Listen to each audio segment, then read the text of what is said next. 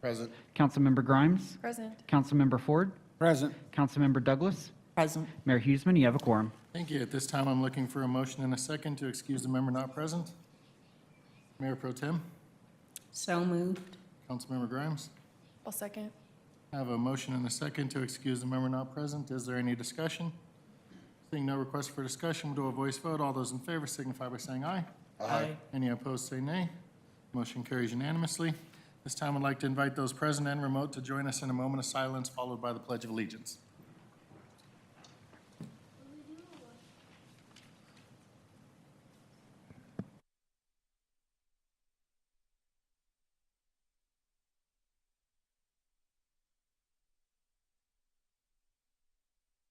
Pledge allegiance to the flag of the United States of America and to the republic for which it stands, one nation, under God, indivisible, with liberty and justice for all.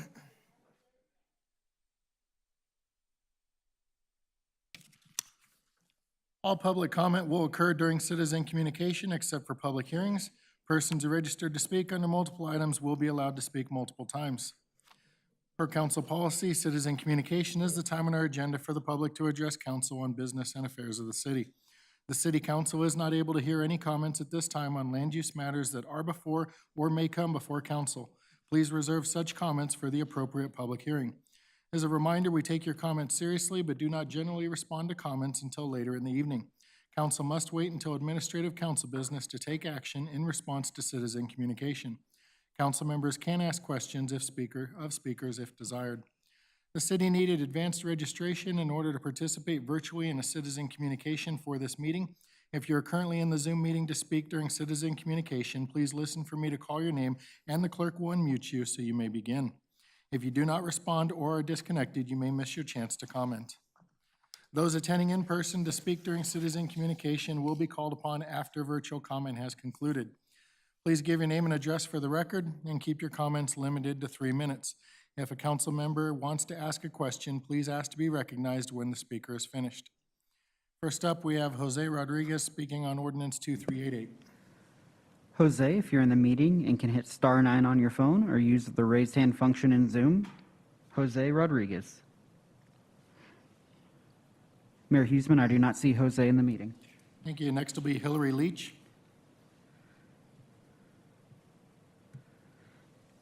Hillary, you should be able to unmute yourself and you'll have 3 minutes once you begin. Thank you. Thank you, Mayor Huseman, council members, and city staff. I'm Hillary Leach and a resident of the Buffalo Highlands neighborhood. I know most of you are aware of who I am and what I've been advocating for. A couple weeks ago, Carolyn Keith reached out to me asking for support for a park grant application they're submitting to Adams County. This allowed me an opportunity to reflect on why I've been fighting so hard for a park. When I think about my childhood, I remember the times my siblings and I spent in the park catching crawdads with hot dogs, scooping up snakes into buckets, and even my brother catching a snapping turtle. We spent endless hours on warm summer nights playing in the park. My brother, who happens to live in my neighborhood, first planted roots in the Harvest Meadows neighborhood, long before King Soopers was even around. But they did have a park, and we spent many days out there shooting off rockets we got from the craft store and chasing them around the neighborhood. My oldest nephew graduated from Prairie View High School many years ago, and we had his graduation party in the village's East Park. As a young adult, I played countless games of kickball and softball with family and friends. My point is that we all can sit and reminisce about times we spent in a park, which is something most of us don't think about on a daily basis. It's an amenity that most probably take for granted. What makes me sad is to think about all the families that have missed out on those opportunities because we do not have a common area to gather in. I'm a member of the Neighborhood Relations Committee and soon will be on our Metro District Board. One of my passions is finding unique and fun ways to gather our community. We are left with improvising with block parties in the middle of the street or closing down a common road to show a movie. This is not just a community that came up with a crazy idea to ask for a park. It was what was promised to us. We are not asking for something extravagant. We simply want a place for all of us to create those special lifelong memories. So I'm asking that you support ordinance 2388. Thank you for your time. Thank you, ma'am. Does anybody on council have any questions for the speaker? Seeing none, we thank you for your time this evening, and we'll move on to Philip Barrett.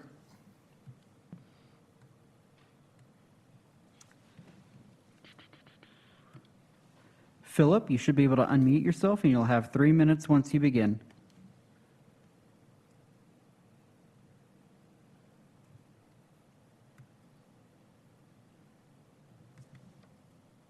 Philip, you should be able to unmute yourself now.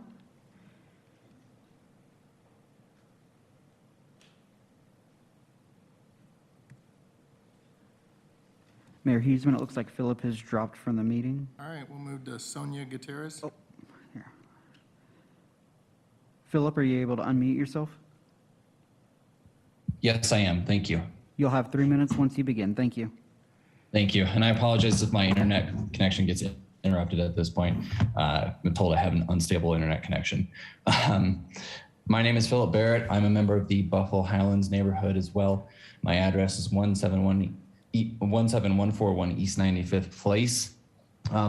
And I'd like to talk to you about the benefits of a park in our neighborhood, and specifically for two reasons. One, I'd like to talk about the effect on my family, and secondly, on the neighborhood itself as well.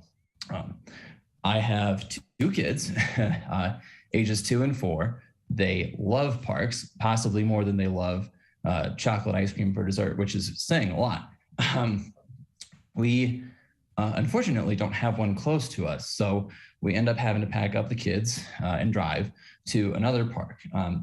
Even though there are some that are, within reasonable driving distance, it still significantly undercuts our time that we're able to spend there. And this really has a negative effect on their attitudes and our ability to just have fun with them. They don't have as much time that they can spend at the parks. So we end up sometimes going to Brighton, and afterwards we'll spend some time in Brighton going to restaurants or breweries.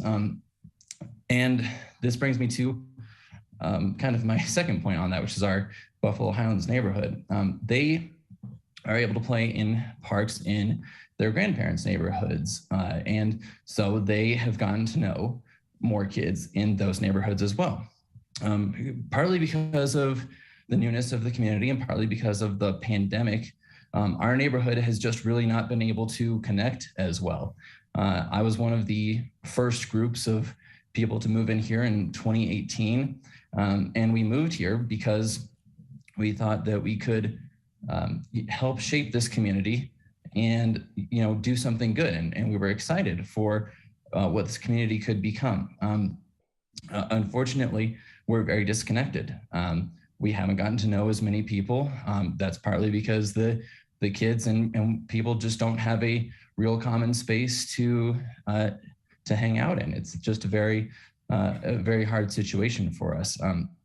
And with so many people having been promised a park in our neighborhood, it's really created a lot of resentment for people who have moved out and felt that they weren't given something that they were promised.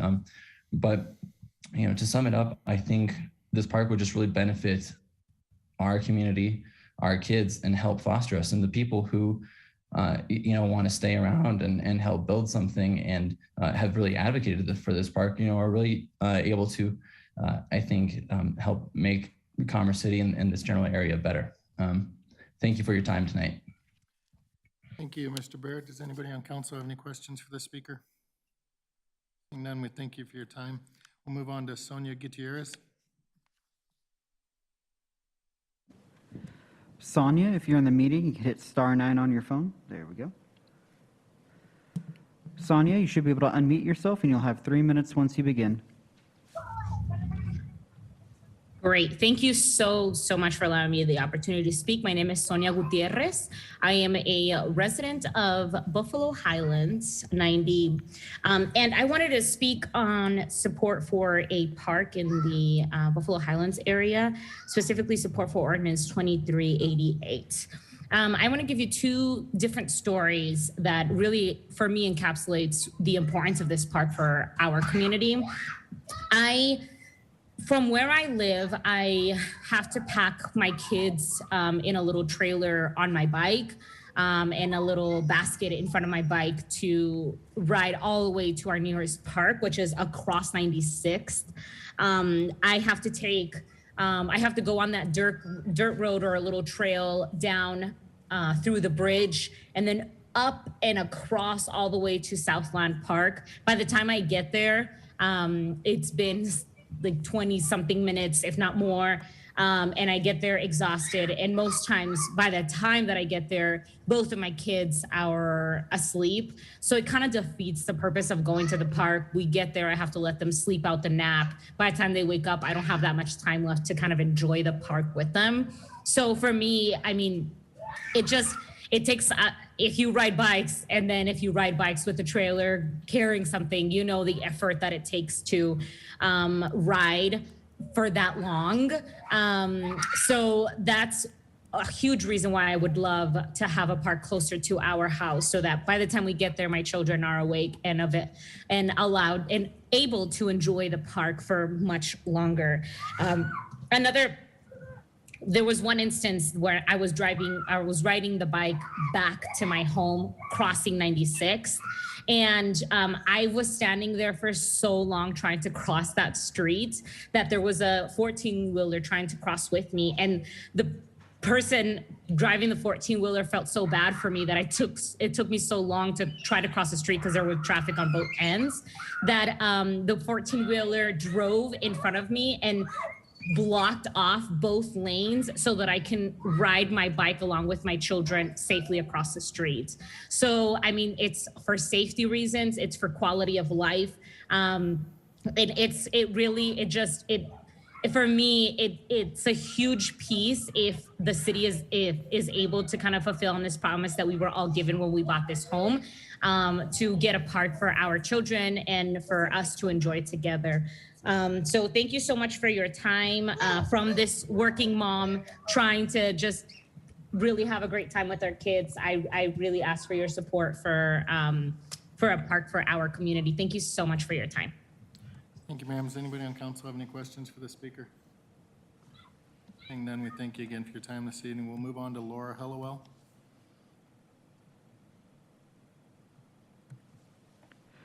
Laura, you should be able to unmute yourself, and you'll have 3 minutes once you begin.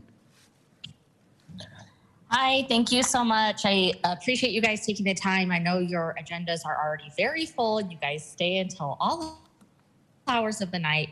So we really, really appreciate you guys taking the time to put us on the agenda, listen to our voices. I live at 17500 East 95th Avenue, Commerce City, Colorado, 80022. Speaking tonight in support for the Buffalo Highlands Oasis project.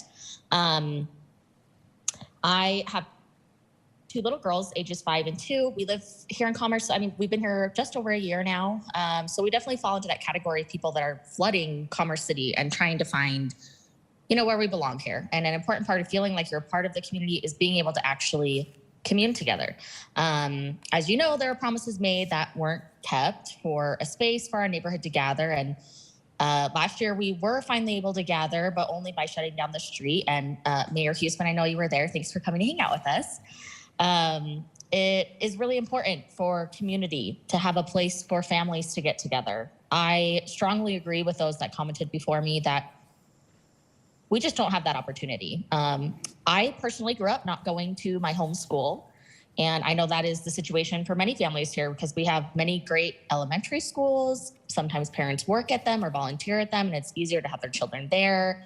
So knowing that that is something that other kids in our area are dealing with, the park is where I found community with kids my age where I lived.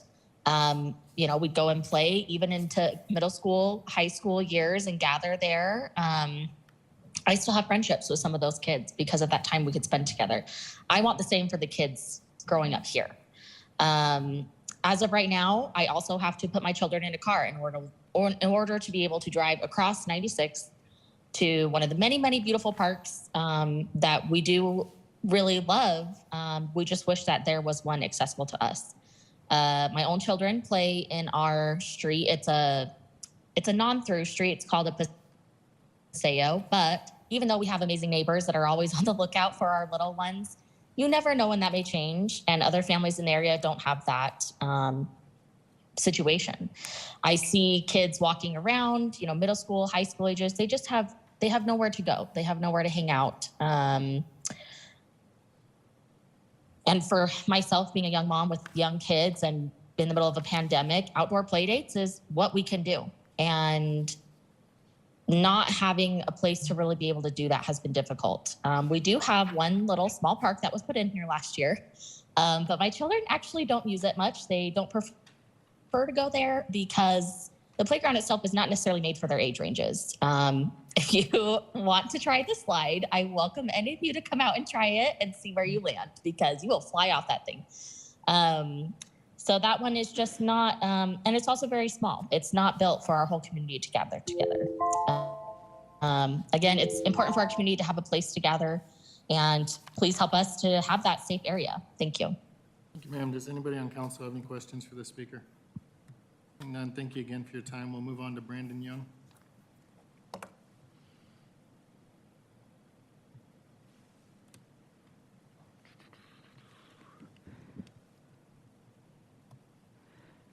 Brandon, you should be able to unmute yourself, and you'll have 3 minutes once you begin. Hello, my name is Brandon Young. I'm the president of the Phase 1 Metro District Board in Buffalo Highlands, and I've lived here since 2018 with my family. We have a two and a half year old daughter, and like everybody else, we were promised a park when we purchased the house and that whole go around.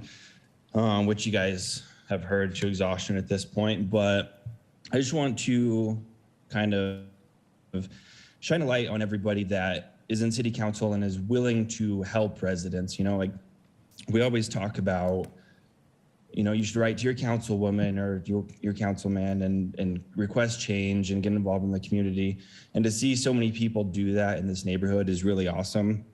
We all want a common place where we can get together and enjoy each other's company and be a neighborhood like so many of us have grown up with parks and common spaces and things like that. So I really want to say thanks to everybody that's helped us get this far.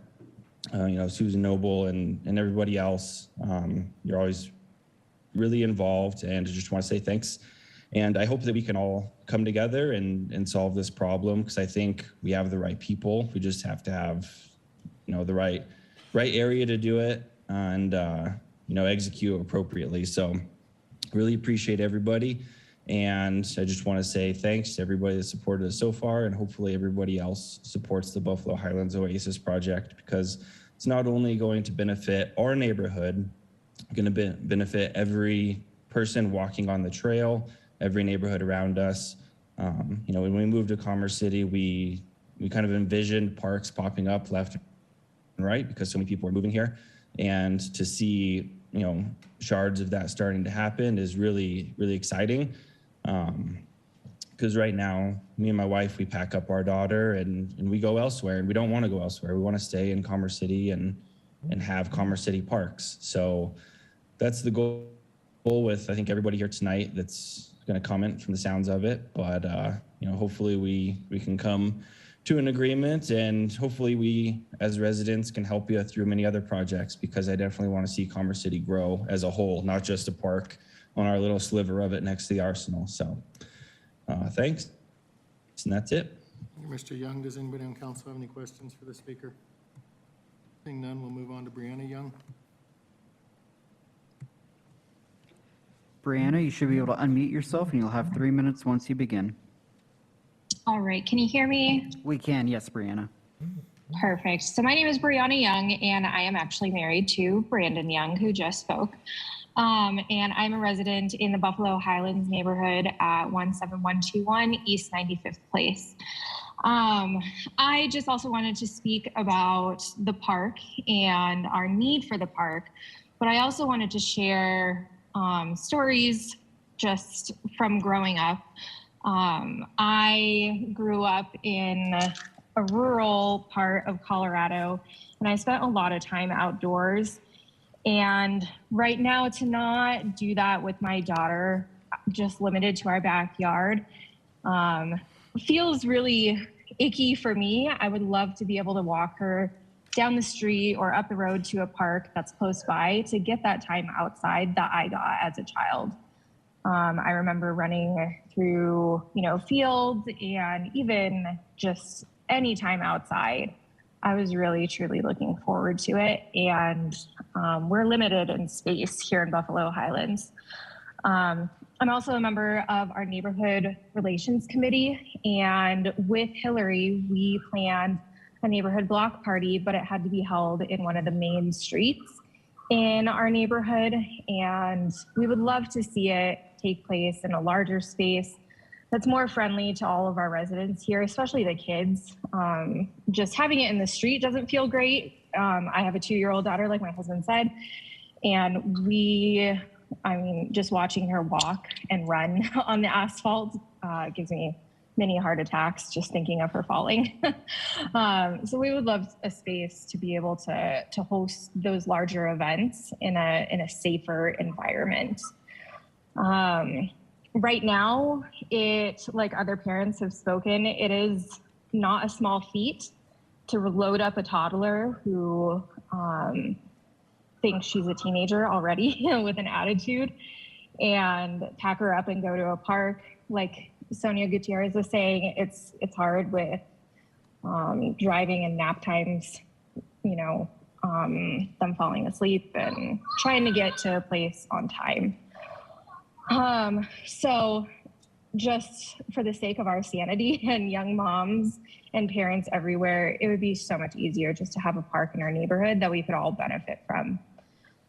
Like my husband said, I do appreciate how much work you all have done and your willingness to cooperate and even come out here and visit our community and walk the neighborhood, and how responsive you all have been. And so we truly appreciate that. We just hope that that continues and we can take even more steps towards getting the park that we all want. Thank you so much. Thank you, Ms. Young. Does anybody on council have any questions for the speaker? Seeing none, we thank you again for your time this evening. We'll move on to Javier Munoz. Javier, if you're in the meeting, you can hit *9 on your phone or use the raise hand function in Zoom. Javier? Mayor Huseman, I do not see Javier in the meeting. Thank you. We'll move on to Lord Luna. Lord, if you're in the meeting, you can hit *9 on your phone or use the raise hand function in Zoom. Mayor Huseman, I do not see Lord in the meeting. Luis Ramirez. Lewis, if you're in the meeting, you can hit *9 on your phone or use the raise hand function in Zoom. Mayor Huseman, I do not see Lewis in the meeting. Eloy Espinoza.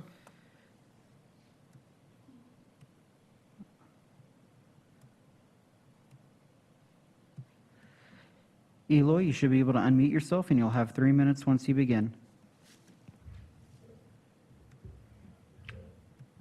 Hello, city staff and council members. Thank you for the time. I just wanted to tell you thank you very much. I appreciate everything that everyone's done to help get ordinance 2388 up on the agenda.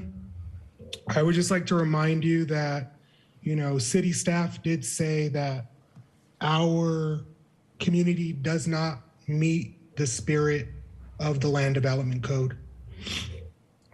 And when I look at the purposes of the Land Development Code, we don't meet all those criterias. I wanted to go into more on why we financially have put in, but I'm still waiting to see why our intergovernmental agreement hasn't been executed properly and why we hold so much of the debt from building 96th. But I do think we really do deserve this park, and I hope everyone votes for it. Thank you very much. Thank you, Mr. Espinoza. Does anybody on council have any questions for the speaker? Seeing none, we'll move on to Manuel Solano, who wants to speak on resolution 2022-39.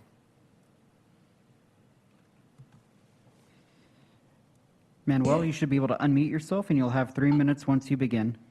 Yes, I'm Manuel Solano. I mudé a Commerce City en 1970 57. I was exclusively Spanish speaking. I moved to Commerce City in 1957. I went to Rose Hill Elementary School, where I got excellent education opportunities. In Rose Hill, initially, I was given a 1-to-1 session each week. And as I got better speaking in English, I then transitioned to once a month. And during that period of time, I felt Adams City, or I should say Rose Hill, but Adams 14 School District was providing me an opportunity that I may never have had. They really supported my need to learn a second language, which was English. And during the period of time that I went through Adams City schools, I felt I had a wonderful and diverse situation with my fellow students. We had a diverse community, a wonderful community, and Adams City High School and Kearney Junior High School were the focus of the community. That's where the entire community met each other and learned to be friends and to work together to have a better community. I fully support the resolution that City Council takes all steps necessary to save Adams City High School and School District 14 as a whole. It's my feeling, I forgot to mention, I'm an attorney and have been practicing law for about 50 years, or I should say, 50 years. And during that period of time, I had the honor of representing people who were not English speaking. And I grew to appreciate diversity. We need Adams City and the school district to survive. Thank you. Thank you, Mr. Solano. Does anybody on council have any questions for the speaker? Seeing none, we thank you again for your time this evening. We don't have anybody in person who has signed up to speak, so we'll move on from citizen communication. I'd like to thank you all for speaking with us tonight. If follow-up is necessary, you should expect to be contacted by a staff member. Members of the public were also able to submit comments online and by mail.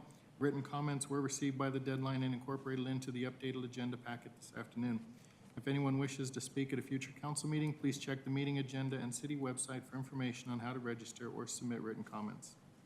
Next up, we'll move on to proclamations. Our first one is Autism Awareness and Acceptance Month. I'd like to invite Nicole Corder, DEI Vice President, to read the proclamation.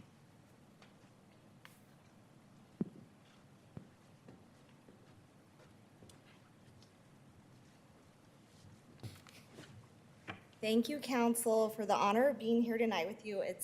It's really great to see you all in person. And I've brought with me my personal inspiration, my son who has autism. Would you like to say your name? Blake. Blake. I would just like to note that this proclamation was written under the DEI committee, and so it's been great to be a part of that. It's a little bit lengthy, so here we go.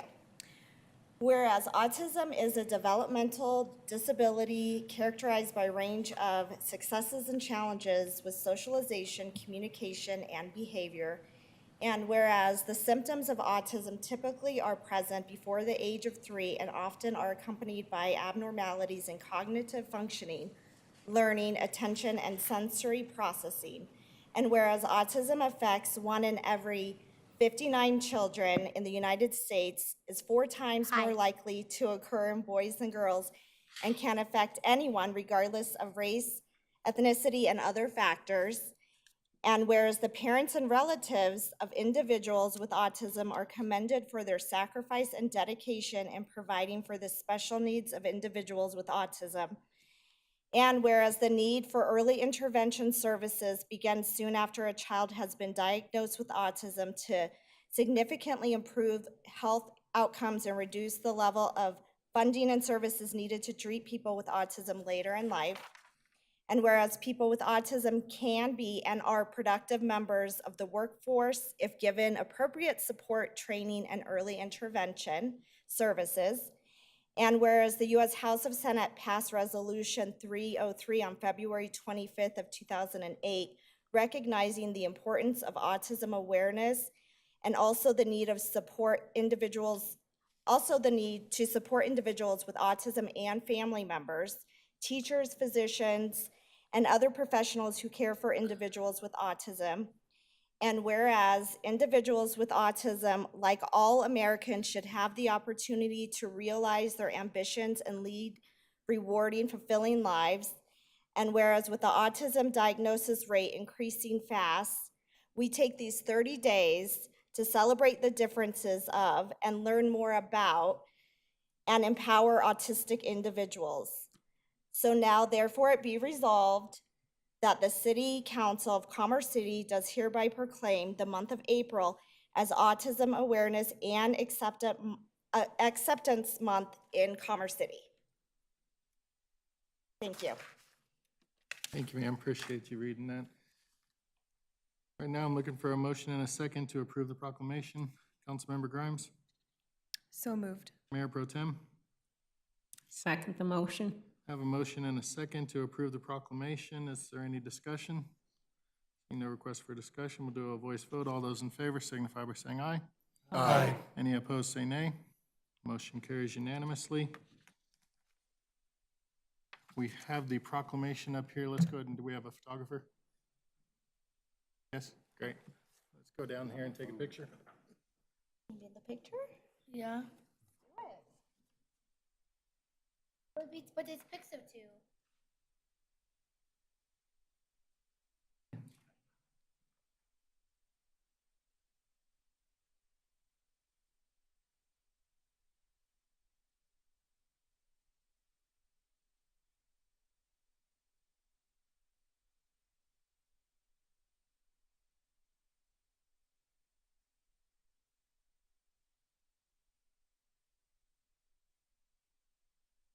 Yeah.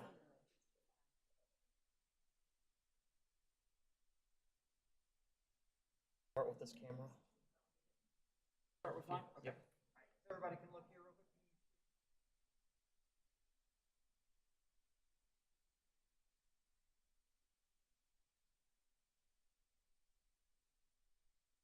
That's good. And then we'll take a couple of this one. All right, big smile. 1, 2, 3. 1, 2, 3. There we go.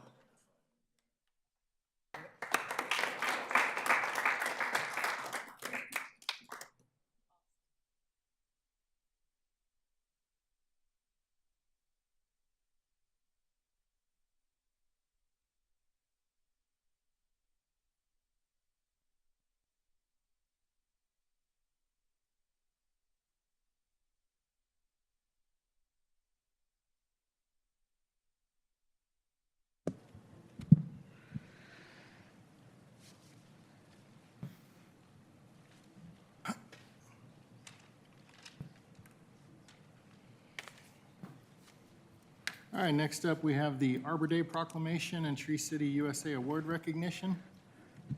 I'd like to ask the clerk to read the proclamation.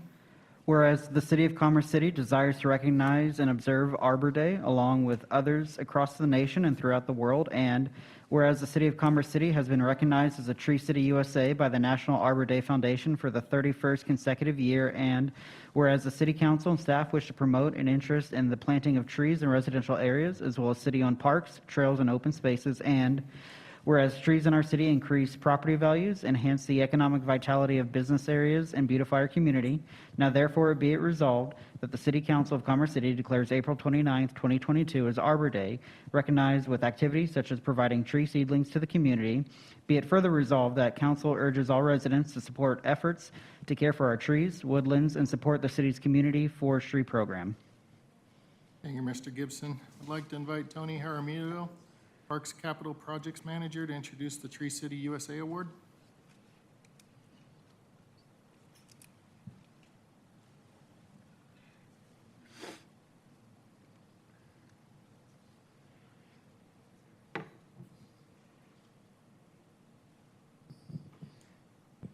Good evening, Mayor, members of council.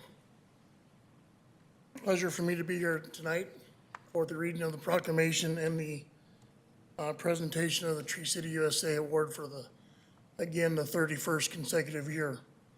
I'm honored that I have been with the city for every one of those 31 years. Right now, I'd like to introduce Donna Davis with the Colorado State Forest Service Office to present the city with the Tree City USA Award.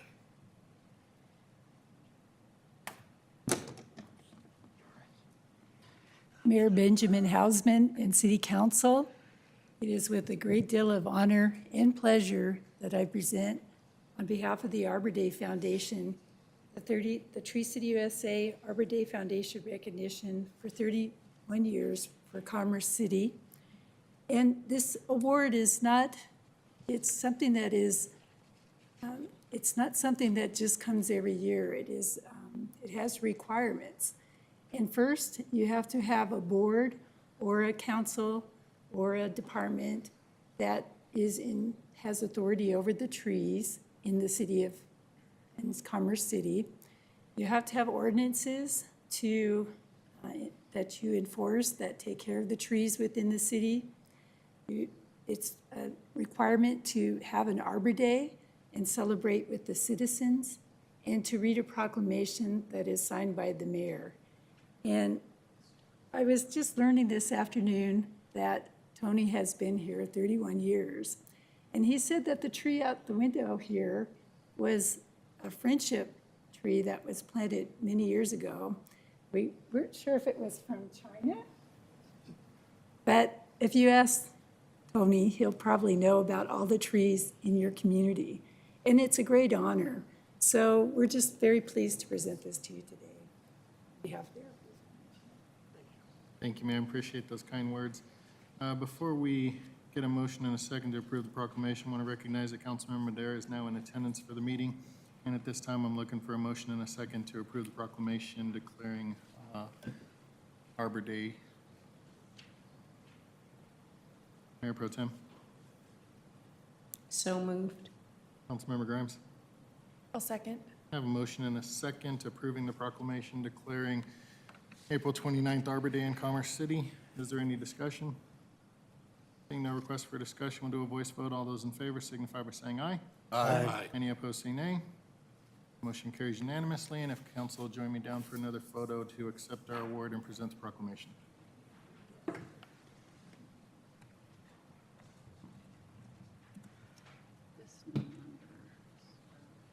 Which one? 625. 625? Yeah, that's what, can we close some of these over here? Yeah. Because it's coming. Sorry. You're okay.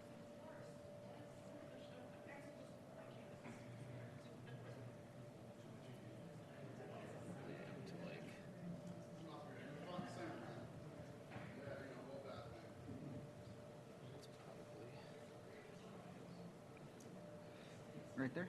Yeah, for now. Okay. Thank you. We'll start with this camera this time. All right, ready? Big smile. And we're gonna do one more, big smile. There we go.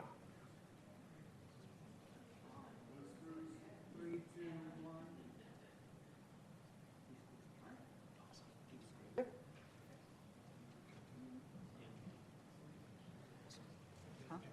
Yep.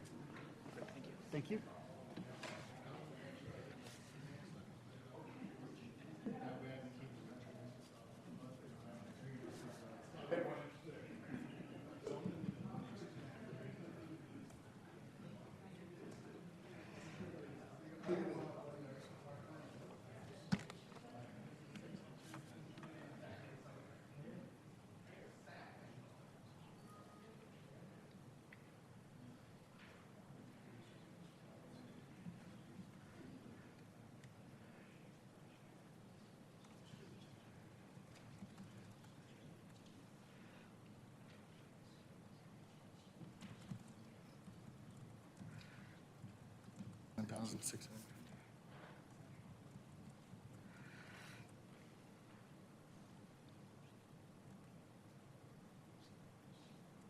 All right, move on to our consent agenda. The consent agenda includes items that are routine, procedural, informational, self-explanatory, and non-controversial. They are presented to council for a single motion and vote. Any member of council may ask to remove a specific item for further discussion and a separate vote. Tonight, there are 8 items listed under the consent agenda. Ordinance 2365 does need to be pulled from the consent agenda in order for council to amend the ordinance to update the amount being transferred between funds for the project. Does anyone on council wish to remove the item off the consent agenda to amend the ordinance? Councilmember Noble. I wanted to pull 2022-28. Am I reading it? Yep. And 2022-29. Councilmember Hurst. Yeah, and we can pull that 2365 as well. Motion to pull 2365. Need a motion, you can just pull it. Anybody else on council wish to pull an item off the consent agenda? Councilmember Douglas? Yes, I don't wish to pull anything off, but there was either a correction or a clarification on the minutes from March 21st, item number 8. And it's regarding the motion that was made by Councilmember Noble, and I seconded it to direct staff to prepare an ordinance on impact fees. Now, that was voted down. However, there's another paragraph underneath that needs clarification or correction. It says a motion was made by Councilmember Noble, seconded by Councilmember Douglas to amend the motion to come before council on April 18th, 2022. So I have no idea what that means and what the direction was. So you would like to pull that from the consent agenda? Yes, actually. So we're Please. pulling the minutes of March 21st, correct? Correct. Anybody else on council wish to pull an item off the consent agenda? Seeing none, I'm looking for a motion and a second to approve the consent agenda as modified, which is removing 2022-28, 2022-29, ordinance 2365, and the minutes of the March 21st City Council meeting. Councilmember Grimes. Motion to approve the consent agenda As amended. as amended. Thank you. Councilmember Hurst. Second. I have a motion and a second to approve the consent agenda as amended. Will the clerk please read the titles and take a roll call vote?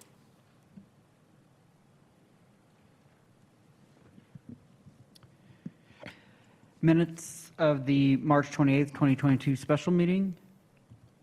Ordinance 2369, an ordinance amending the 2022 budget of the City of Commerce City, Colorado by the recognition of the Adams County Open Space Grant Funds in the amount of $1,500,000 for the Buffalo Run Golf Course irrigation system and the authorization of the expenditure thereof. Resolution 2022-35, a resolution authorizing the dedication of certain real property from Commerce City to the Colorado Department of Transportation for additional right-of-way along East 104th Avenue. Resolution 2022-37, a resolution authorizing the selection of Lane Christensen Company for the Buffalo Run Golf Course well project and authorizing the city manager to negotiate and execute a contract. Your vote is open.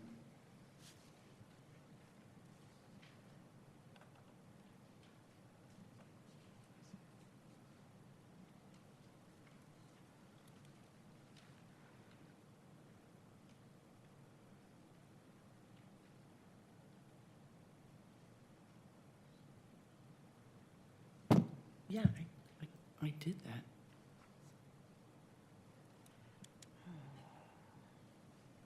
Your vote is reopened.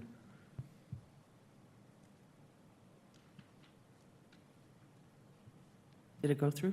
It did, yes. Thank you. All right, the modified consent agenda passes unanimously 9-0. Councilmember Noble, you requested to remove Resolution 2022-28. The floor is yours for discussion. Correct. I am asking for staff to clarify these two. One of them in particular had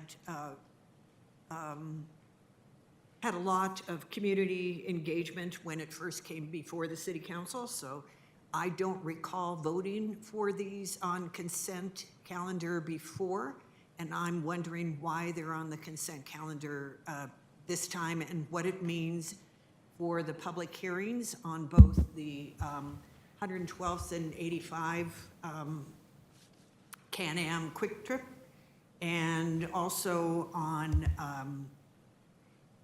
the other item as well. So both 28 and 29, what are the implications of these being on the consent calendar? Thank you, Councilmember Noble. Jason Rogers, just for the crowd, Deputy City Manager for External Services. Great questions. The items before you tonight with respect to Resolution 2022, 28, and 29 are merely a standard practice when considering annexations within an incorporated jurisdiction such as Commerce City. We are required by state statute to conduct a review to ensure that all elements have been met under the Annexation Act, in which this is this resolution that is identifying that yes, that they have and that they can be considered by the City Council with the appropriate zoning application for determination for annexation and obviously pre-zoning or zoning to allow for development. So tonight's actions are simply the first step of the applications coming forward before you, that being the zoning and the actual annexation document itself at a future meeting. But we have to first establish that they have met the criteria for that consideration. So when the actual applications to determine land use, product type, whether it's housing or commercial, that will come before you in May for that consideration as part of a public hearing and for public comment to be provided on both applications. Since we had a public hearing previously and the applicant withdrew their application, wouldn't we have already voted on these previously, or was this an oversight that we didn't? You previously did, ma'am, for the Can-Am development, but that previous Can-Am development was substantially different as it pertained to the request, and the timing of the resolution that is required to occur, correct me if I'm wrong, Matt, 30 to 60 days prior to the public hearing would have since expired, so we have to bring it back before you per state statute. That's correct. So this is simply pro forma. It doesn't have any effect on whether these are in the future approved, denied, or modified? This action tonight does not commit you to approving or denying any future entitlement or annexation application. You still have that luxury. Thank you. I'm looking for a motion and a second to approve Resolution 2022-28. Councilmember Hurst. So moved. Councilmember Grimes. I'll second the motion. I have a motion and a second to approve Resolution 2022-28. Is there any discussion? Councilmember Hurst. Hand up in air. Seeing no request for discussion, will the clerk please read the title and take a roll call vote? Resolution 2022-28, resolution finding substantial compliance of an annexation petition and setting a public hearing to determine if the proposed annexation complies with statutory requirements for such annexation, AN 259-2122.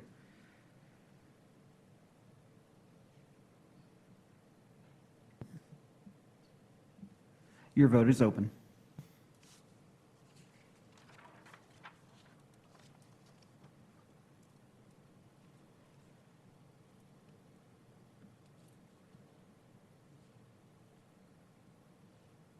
Motion carries unanimously, 9-0. We'll move on to 2022-29, looking for a motion and a second to approve the resolution. Councilmember Hurst. So moved. Mayor Pro Tem. Second the motion. Have a motion and a second to approve Resolution 2022-29. Is there any discussion? Seeing no request for discussion, will the clerk please read the title and take a roll call vote? Resolution 2022-29, resolution finding substantial compliance of an annexation petition and setting a public hearing to determine if the proposed annexation complies with statutory requirements for such annexation, AN 26022. Your vote is open.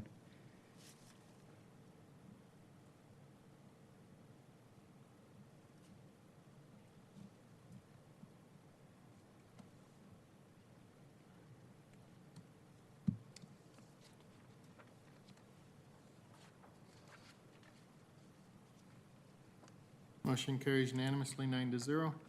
We'll now move on to minutes 22.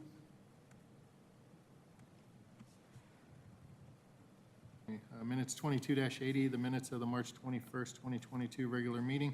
Councilmember Douglas, you requested to pull this item. The floor is yours.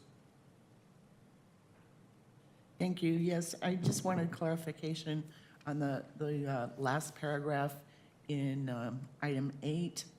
Motion, well, I read it previously, so I wanted to know what it meant to amend to motion, to the motion to come before council on April 18th, 2022, because it was voted down, so I didn't understand why that last paragraph was in the minutes.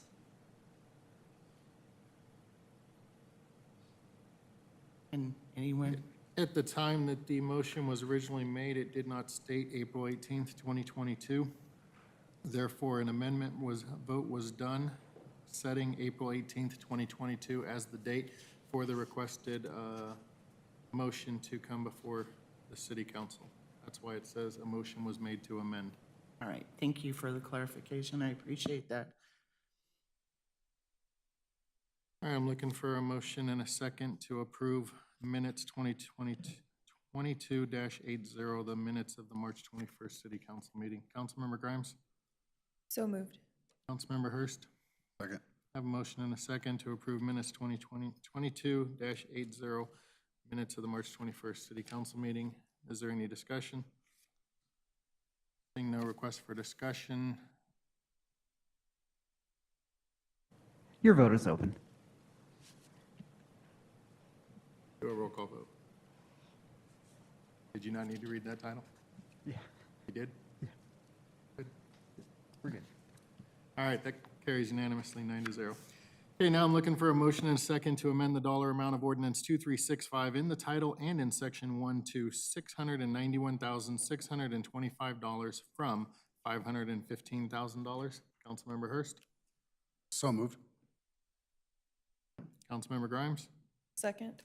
I have a motion and a second to amend the dollar amount of ordinance 2365 in the title and in section 1 to $691,625 from $515,000. Is there any discussion? Seeing no request for discussion, we will do a voice vote. All those in favor signify by saying aye. Aye. Any opposed say nay. Motion carries unanimously. Now I'm looking for a motion and a second to approve ordinance 2365 on second and final reading as amended. Councilmember Hurst? So moved. Councilmember Grimes? Second motion. I have a motion and a second to approve ordinance 2365 on second and final reading as amended. Is there any discussion? Seeing no request for discussion, will the clerk please read the title and take a roll call vote?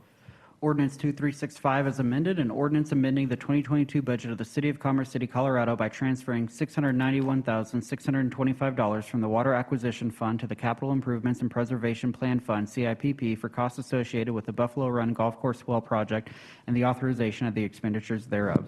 Your vote is open.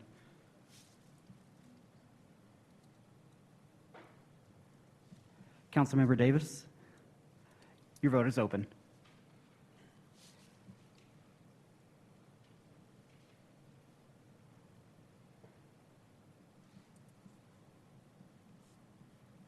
Motion carries unanimously, 9-0. We'll now move on to our public hearings. First up, we have Resolution 2022-17, approving the South Lawn Elementary School filing number 1. I will remind council to use the public hearing only to ask questions, but not to express opinions or indicate how you will vote. Council members are not to provide testimony if you wish to participate in the decision. You are to rely only on facts developed in this hearing and in the record and apply those facts to the criteria in the Land Development Code. This time I will open the public hearing and invite Harry Brennan, City Planner, to make the presentation.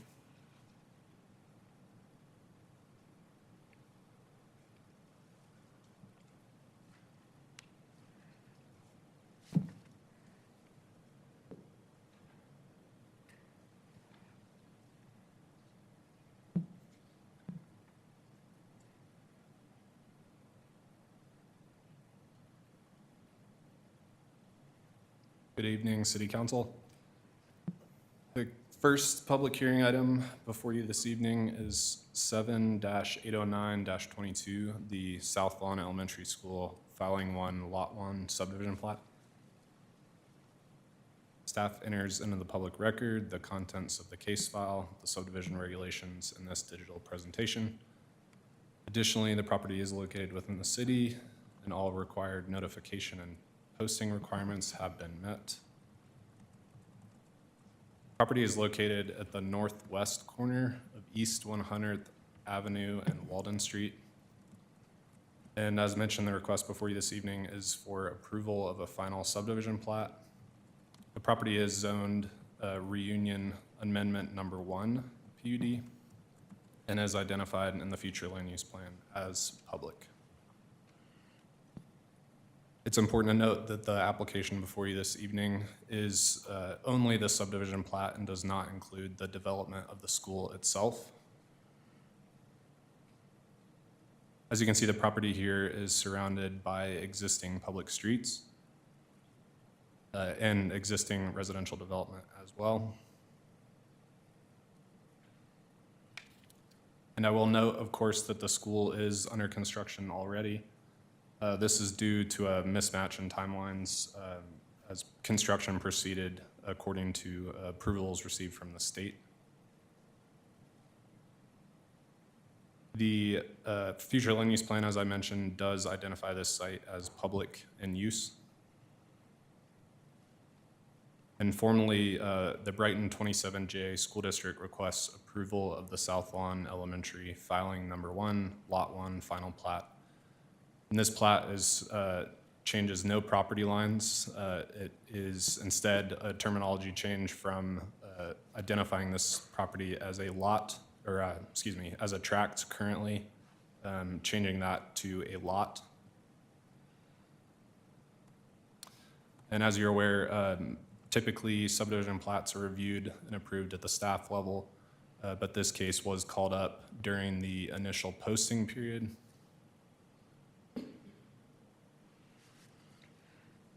This property was included in the original Reunion PUD zone document and then was the subject of a later amendment.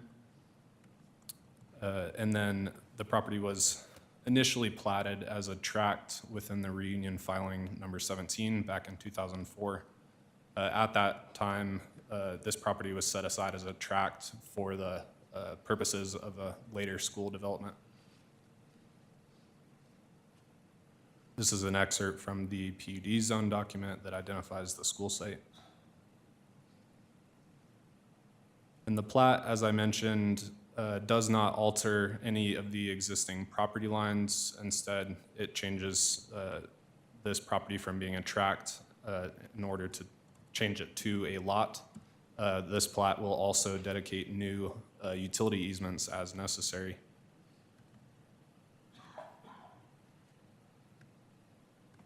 This site plan is not included as part of the subdivision application. Instead, it's provided here just for reference to help you get a scale of the site and sort of how it would function.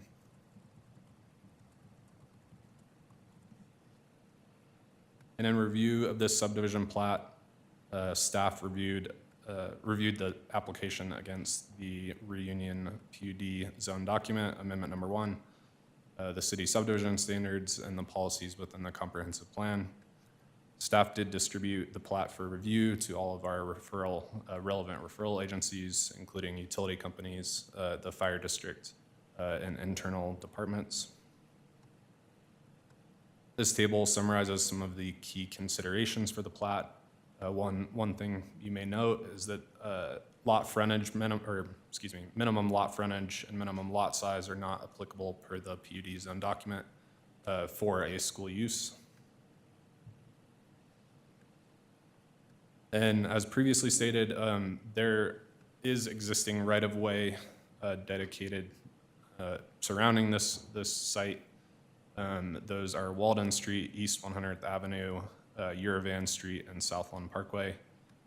And Walden Street and East 100th Avenue do meet the minor collector street standards as they are today. Uravan Street and South Lawn Parkway meet the local residential street standards. And there are no outstanding DRT concerns related to the impacts on the road network related to the subdivision plat. There was a traffic study submitted and approved by the city. It was not submitted as a component of this application. It came previously. There were recommendations for offsite improvements identified in that traffic study. Those were the 4 following recommendations. First, that Walden Street adjacent to the site should be signed for no on-street parking in order to accommodate new turn lanes, a left turn lane, and a right turn lane. The site exit should have separate left and right turn lanes approaching East 100th Avenue. And also there should be an enhanced pedestrian crossing on East 100th Avenue, just west of the intersection with Uravan. And finally, the 4th recommendation was sort of a consideration for the future that over time the school may need to modify drop-off or pickup operations in order to avoid queuing out of the site. In terms of benefits, the DRT does feel that this school site would be a valuable addition to the Northern Range in this specific neighborhood as well. Approval of this requested lot would help to implement the community vision in this area according to the PUD and the comprehensive plan. And of course, 27J is relying on this school to accommodate future growth in terms of student population in this area, and also to alleviate pressure on existing elementary schools in the Northern Range. The LDC offers 9 approval criteria for subdivision plats. I'll try to run through those quick here. Criteria A, that the plat is consistent with the PUD. Staff do find that this is the case as the plat meets the standards for a school lot within the PUD.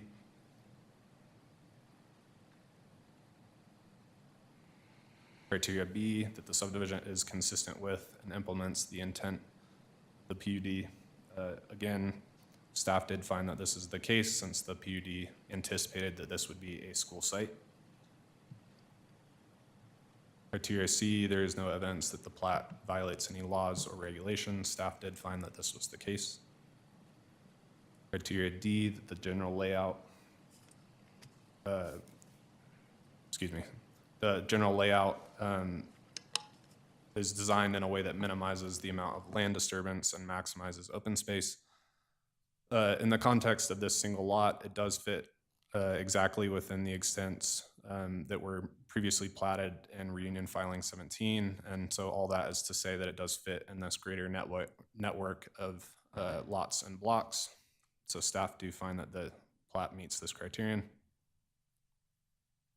Criteria E, that the subdivision complies with all applicable city standards and does not make compliance difficult or infeasible in the future. Staff do find that this is the case since this is a single lot. Criterion F, that the subdivision either will not produce undue adverse effects on adjacent properties or that these adverse effects will be successfully mitigated. Staff do find that this is the case based on the traffic study mentioned previously and comments from referral agencies. So staff find that part 2 of this criteria is met. Criteria G, this criteria is regarding adequate public safety and provision of public services. Staff do find that this is the case based on comments from referral agencies.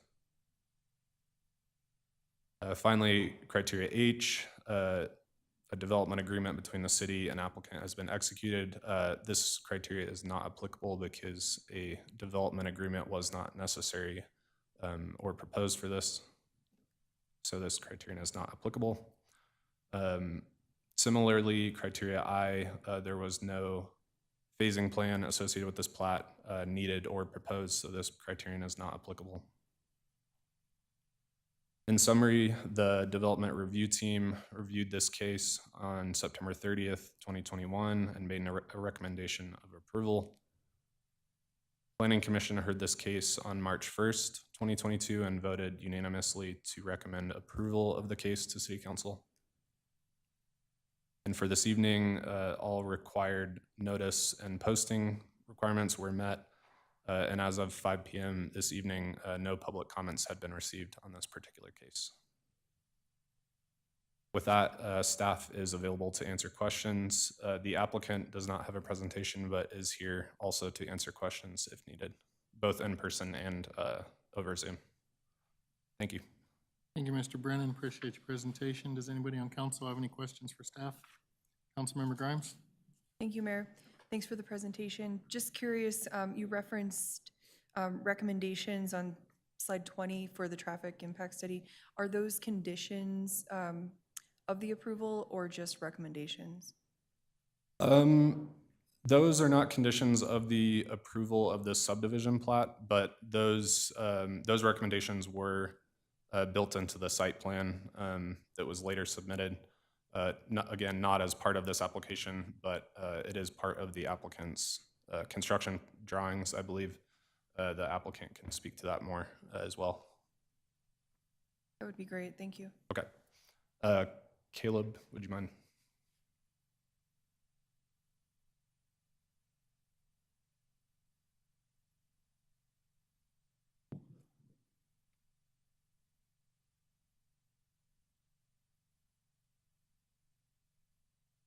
Hi.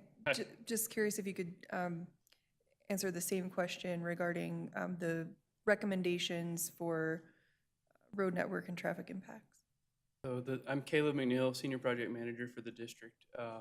There were 4 recommendations. The top 3 there, the Walden Street parking, the side egress, and the pedestrian crossing were incorporated into the drawings for the school. The last part of that is dictated on our transportation department, which, you know, we'd have to work with them to talk about drop off and pickup time. So that's kind of out of our hands, but in our transportation department's hands. So. Okay, thank you.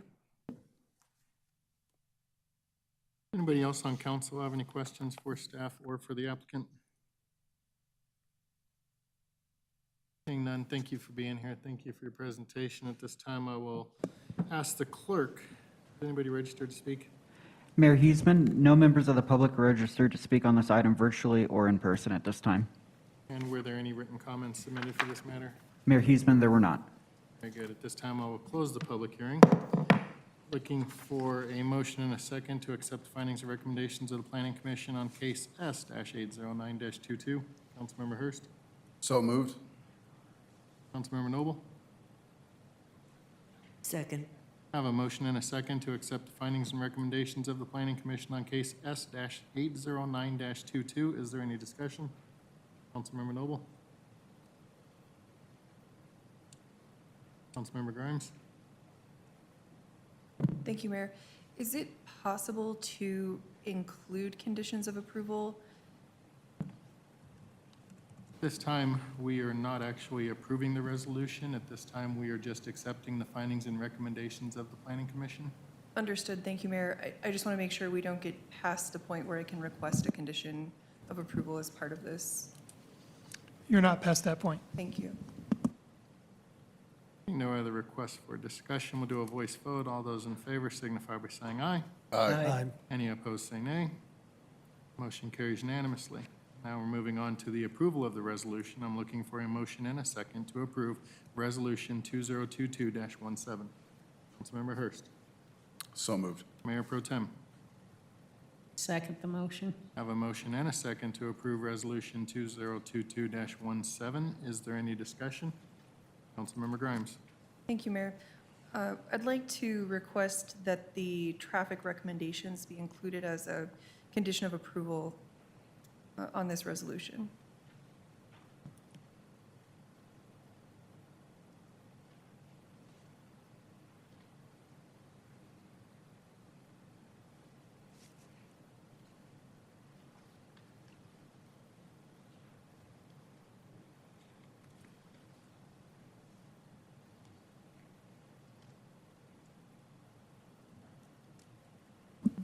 So I understand there was a motion to amend the motion, I'm sorry, that Councilmember Grimes made a motion to amend, so I'm just listening for a second to that. I heard a request that we make an amendment. However, I did not hear a motion to amend it. Then I am happy to make a motion to amend the motion to include conditions of approval specific to the traffic recommendations. I have a motion to amend Resolution 2022-17 requiring the inclusion of the recommendations of the traffic study as a condition of approval. Is there a second on that amendment? Councilmember Madera? I'll second. I have a motion and a second to amend Resolution 2022-17 to include the recommendations of the traffic study as a condition of approval. Is there any discussion? Councilmember Hurst? Yeah, like always, I disagree. We should have done it. We should have made it a requirement if we want to require it. Any other discussion? Okay, we are voting on the amendment. All those in favor signify by saying aye. Aye. Any opposed, say nay. Nay. And I believe that's going to carry 8-1. Okay, now we're moving on to the approval of Resolution 2022-17 as amended. Is there any other discussion? Seeing no request for discussion, will the clerk please read the title? Resolution 2022-17, resolution approving South Lawn Elementary School filing number 1, Lot 1, final plat to create one lot from one existing tract consisting of 10.61 acres located at the northwest corner of Walden Street and East 100th Avenue. All those in favor signify by saying aye. Aye. Any opposed, say nay. Motion carries unanimously. We'll now move on to ordinance Z-722-00-22 for public hearing on the sign schedule for the Potomac Farms Planned Unit Development. We'll remind council again to use the public hearing only to ask questions, but not to express opinions or indicate how they will vote. Council members are not to provide testimony if they wish to participate in the decision, to rely only on facts developed in this hearing and in the record, and apply those facts to the criteria in the Land Development Code. This time I will open the public hearing and invite Dalton Guerra, City Planner, to make the presentation.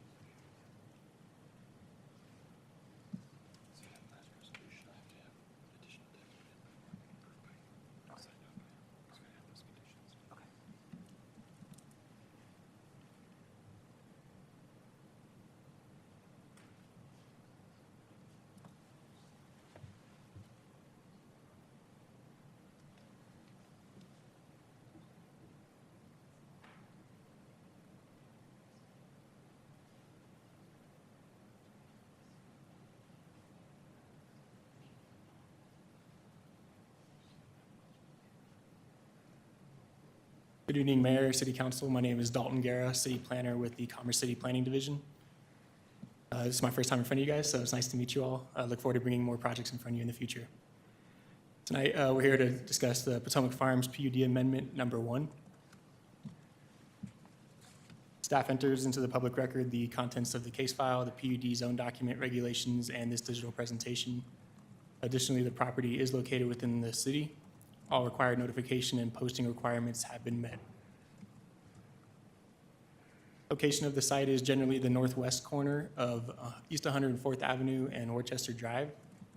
The request is an approval of an amendment to the Potomac Farms PUD zone document. Current zoning is PUD, and the future land use plan is residential. There's a vicinity map of the general area of the existing subdivision. As you can see, is a fully built-out subdivision. Future land use plan is residential medium. And the formal request is to approve an amendment to the Potomac Farms zone document to update, modernize, and allow additional entryway signs throughout the existing subdivision. The Metro District has begun this update with their existing signs, but cannot install or modify any further until an amendment to this PUD is approved, which I'll explain in greater detail in a second. The PUD developments and amendments are reviewed by the DRT, as well as the Director of Community Development. Planning Commission holds a public hearing and provides a recommendation to the City Council. And then the City Council holds a public hearing for the final decision, as is why we're here tonight. A little background, the City Council did approve the annexation, subdivision, and PUD zone document for the original Potomac Farms PUD in 2000. The sign types and standards were included in that approval. The current case before you is the proposed amendment, which would allow additional entryway signs in the subdivision. There are two different sign types being proposed: a subdivision identification sign, which is a column. It has a column shape. I'll show you some examples in a second. It stands about 6 feet tall and 60 square feet in size. The second sign type is a Metro District private street sign, which is an oval shape that's actually mounted to the existing fences, and is 15 square feet in size. This is a look at the existing PUD sign schedule. You'll notice in the far right column, in the second row, aligned with residential, that they're only allowed 4 signs for the residential aspect. And so that is the reason why they're here, to amend this sign schedule to allow more signage throughout the subdivision. This is a quick look at the original signs. The red ovals represent where they were located. Those have since been updated in accordance with the existing PUD and our land development code. And so their proposed PUD is mainly focused on the sign schedule. So there's a couple examples in there. I'll show you a better view of those in a second, and a closer view of the sign schedule that's being proposed as well. Here's the first sign type, which is a subdivision identification. As I mentioned, that column shape. The left would be a daytime view, and the right would be a nighttime view. And then the second sign type, the Metro District street sign, is that oval shape, which calls out the street that it's located on. And so here's a better look at the proposed sign schedule. So again, you'll notice on the far right column that instead of limiting the amount of signs to a fixed number like 4 in the original PUD, it is now a pair of each sign type at each entry point into the subdivision. And staff has identified 9 main access points into this existing subdivision. And this isn't an official phasing plan, although it's just a good way to represent what the overall big picture is for the subdivision. So the red stars represent where existing installed signs are, again, in accordance with the original PUD and our land development code. And the green triangles here represent what the applicant and the Metro District would like to install now if this amendment is approved. And just to note that the new signs would be exactly identical to the proposed design. And then phase 3 would be represented by these yellow circles, which would be future signs that they could install if desired by the applicant. That's to be determined, and if you had further questions on that schedule, I would defer to the applicant. It's also important to note that the sign designs are conceptual and subject to change through the sign permit process. As I mentioned before, all the new signs will match the design of the existing signs on site, and they will meet all of the size and setback standards as detailed in the sign schedule and the land development code. This amendment only modifies the sign schedule of the previously approved PUD. There is no impact to the land use or the zoning of the original PUD. The development review team reviewed this case in a meeting on November 18th, 2021. There's an official recommendation of approval. Staff did check against the technical requirements of the PUD zone document standards and the policies of the comprehensive plan. The project was distributed to the necessary referral agencies, and there were no comments from said agencies, and there were no comments from DRT for this particular case. From project benefits, the amendment would allow the Metro District to install signs in the future or modify the signs in the future without having to come through the PUD amendment process. It can be handled at a staff level, subject to a sign permit. And additionally, the entryway signs will help with the subdivision identification overall and improve the neighborhood appearance. There's a number of approval criteria that the project had to meet. Approval criteria A would be that the project meets the comprehensive plan policies and goals, and staff did find that it met this criteria. Criteria B, staff found that the project was consistent with the concept schematic. Criteria C, staff found that the project offers a benefit to the city and incorporates a creative design by modernizing and updating their subdivision identification signs. Criteria D is that the project complies with all city standards. Staff found that this project did meet this criteria. Criteria E, that staff did find that this project was well connected with adjacent developments. It's a completely built-out subdivision. There was no alteration to the access points or the connectivity to other developments in the area. Criteria F, staff found that this project mitigates the potential impacts to adjacent properties. Didn't find that there was any negative impacts to adjacent properties with the implementation of new signs and updated signage. Criteria G, staff found that this project provided sufficient levels of service were available to the existing development. Criteria H is not applicable. There was no phasing plan, although I showed you somewhat of a phasing plan for the big picture, although, as I mentioned, it's not an official phasing plan for this development. It's completely built out. And finally, criteria I, staff did find that the project found that PUD amendment was the best and only method to allow more signage. There is no way to accomplish this through a variance or a minor modification. So a PUD amendment was necessary. Planning Commission heard this case on March 1st, 2022. It was voted 5-0 to recommend approval to of the case to City Council.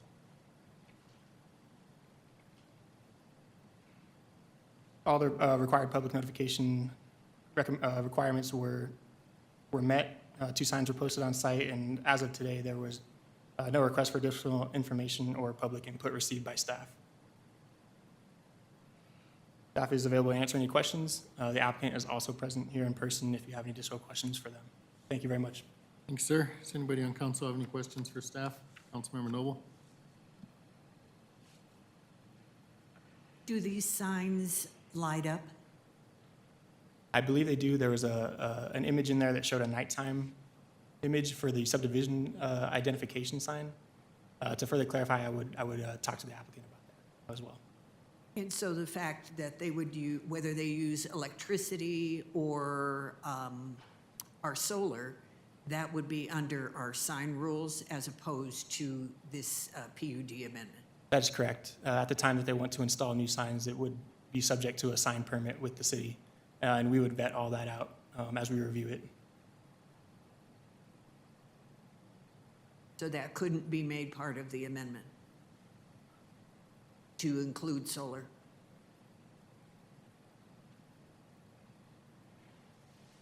I would have to defer to one of my supervisors here to see if that's possible.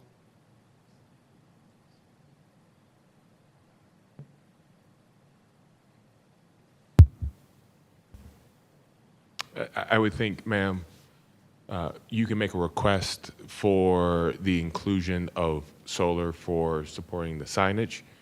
Obviously, the applicant would have to accept that inclusion within the sign schedule and/or PUD.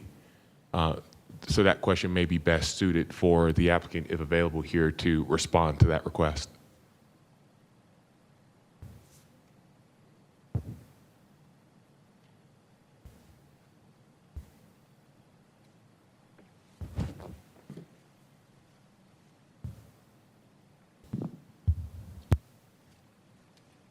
Good afternoon. My name is Harrison Tanks. I'm the president of Metro District.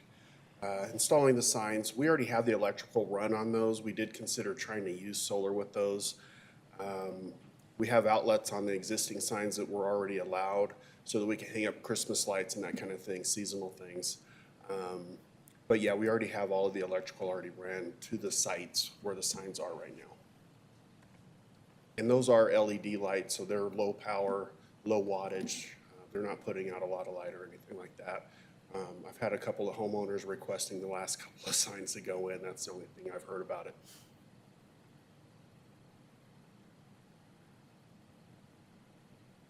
There comes a time when we have to start somewhere, perhaps, and maybe this is a time when amendments come through, because we do need to start taking a look at how we're going to be able to help with things like climate change and so forth. And I won't make it part of an amendment or attempt to. I would have to have the votes anyway. But it would be wonderful if your neighborhood could potentially reconsider that. It would look really great to be able to see your sign lit for the whole nighttime and know that it was powered by solar. I'm in full agreement because I was trying to avoid having to run the electrical. We had to run some electrical under some streets and do a lot of work to get that in there. And our first choice was to try and figure out a way to do solar. That was my first choice, the board's first choice, but we just couldn't make it happen with the amount of solar panels and some of the logistics of getting those on there to be able to drive those lights, as well as having a battery backup so that you could store that power and run it at night. Thank you. Councilmember Hurst? No further question. I was going to ask for compromise on LED because of its low output. Anybody else on council have any questions for either the applicant or staff? None. Thank you very much, sir, for being Thank you. here. Now take public testimony on the case. We'll begin with those attending in person. Mr. Wolfersberger.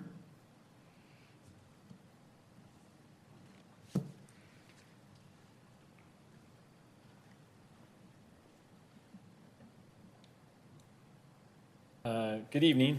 I'm Charles Wolfersberger. I'm the district manager for Potomac Farms Metropolitan District. I apologize up front. I should have maybe brought this up in public comment session at the beginning of City Council, but this is kind of related to the monument sign issue.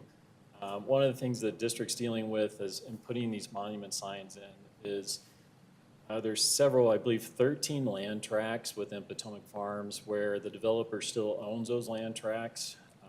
The district's trying to get ownership of those land tracts.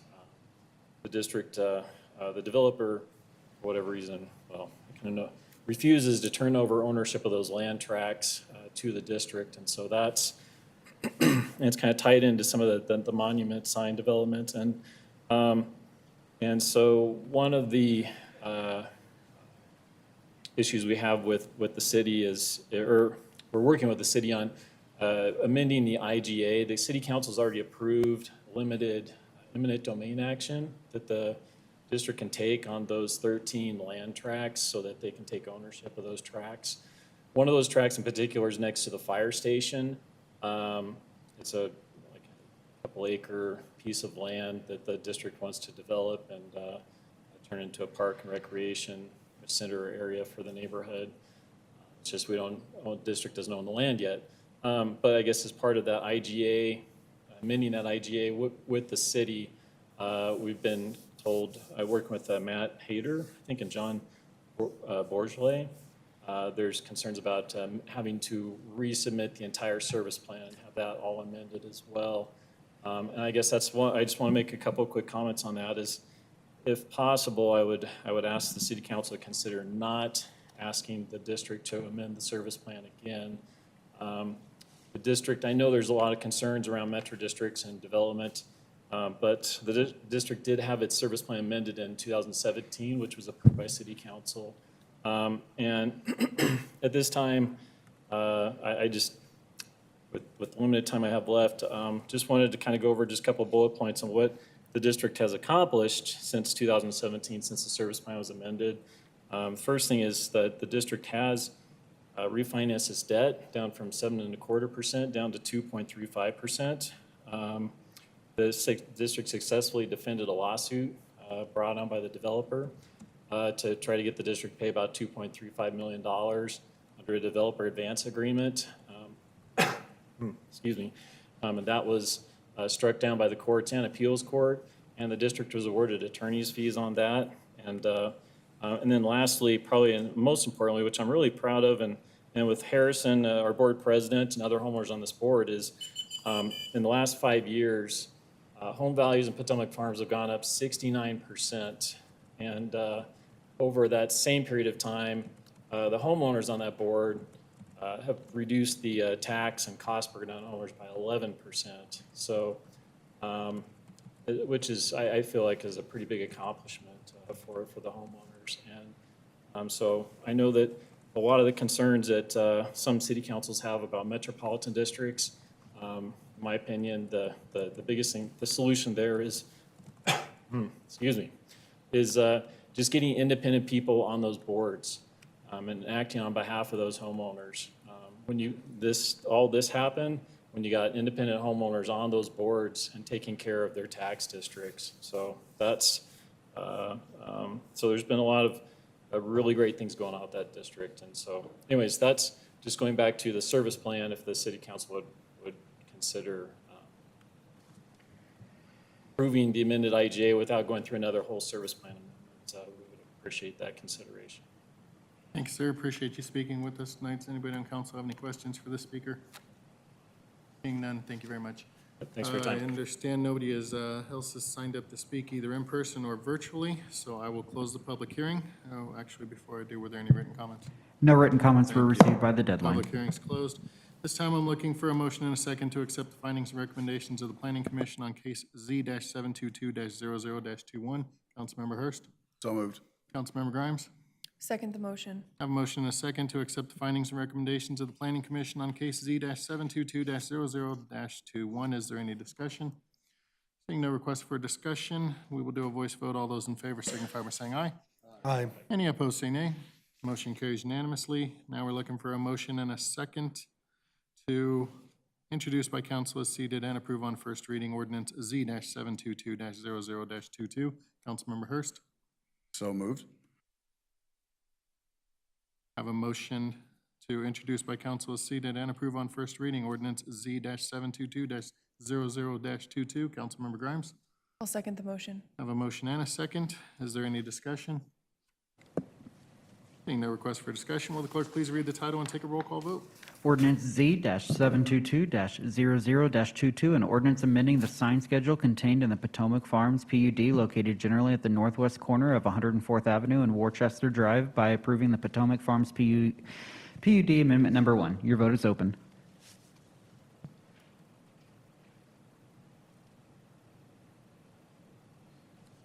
Councilmember Douglas.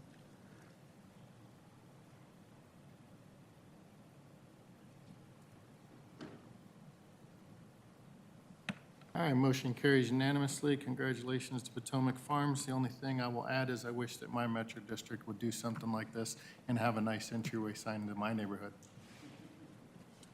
We'll move on to resolutions. Resolution 2022-39, supporting the students of the Adams 14 School District. We'll invite Matt Hayter, interim city attorney, and Roger Tinklenberg, city manager, to introduce the item.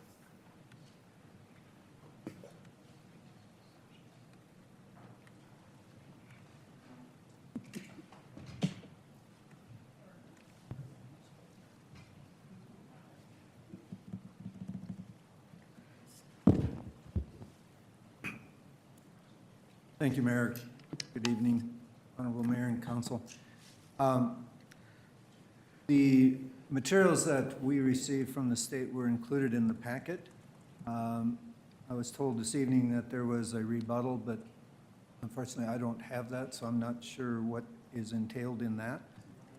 Basically, what we attempted to do was stick to the facts and basically aim this at support for the students in terms of what the best outcome is basically what is going to support the students' education. Beyond that, I really don't have any further comments. Mr. Hayter? No, I would just add that, you know, the State Board of Education reached out to us after the last meeting based on the materials that were in the packet.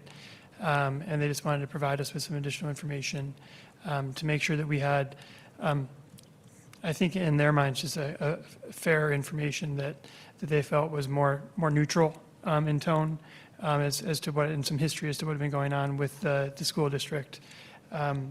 So in what you have before you and the amendments to the resolution that you now have was an attempt to really, as city manager indicated, be supportive of the students of Adam 14 and to not allow ourselves to be drawn into a dispute of what necessary that might be.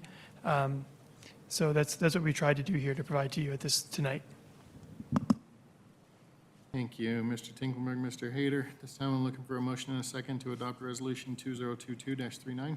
Councilmember Hurst. So moved. Mayor Pro Tem. Second the motion. I have a motion and a second to adopt Resolution 2022-39. Is there any discussion or questions for staff? Member Grimes. Thank you, Mayor.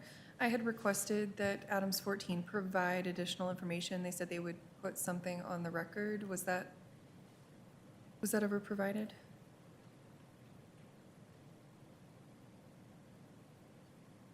Not to me, but I don't know. Anything else came in? Nothing additional was forwarded to me from Adams 14. I did have a conversation with Mr. Salazar, with Attorney Salazar, because at one point where he did send me the rules of procedure in front of the Board of Education, State Board of Education, but I didn't bother to put that in the packet. It didn't seem really relevant to the discussion tonight in that regard. But there was no additional substantive materials that I was aware of.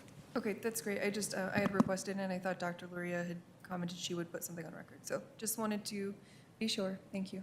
Councilmember Hurst. Yeah, I think it is good to hear the whole story for sure, both sides. But it still comes back to, there's not a kid in that school that caused this. There's not a kid that will go to that school in the future that's going to cause this. So I don't really care about what the adults have to do. What I do care about is that there's no good option for a kid that is going there now or is going to be going there in the future if we close down a high school. The transportation that it would take to get to school on a daily basis is just the beginning of the challenges that could be in place for those kids. You'd have to wake up earlier, you'd have to, have that ride, you'd have, be potentially busing in a situation where they used to be able to walk. There's a lot of negatives for the kids. I know that's not the whole story when it comes to what's happened that has led to this, but when it all comes down to it, we have to come back to that, and we have to find a way to solve this without the negative impacts to the kids. So obviously, I'm in support of our support for Adams 14 and taking all necessary steps to not close the high school and support our community in this process. Mayor Pro Tem. Thank you, Mayor. Speaking on behalf of Adams 14 School District, we were not provided the contract from MGT in our packets that were provided to us, and that was approved in April of 2019 for 4 years. It would have showed that MGT was supposed to help improve the student test scores to get out of priority improvement.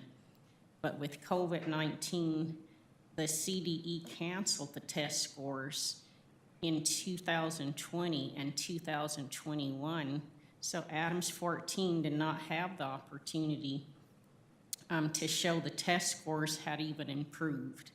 So the CDE is going off of the 2019 test scores, and I don't feel that's right or fair to the students, teachers, and the community. I just wanted to add that. Thank you. Councilmember Madera.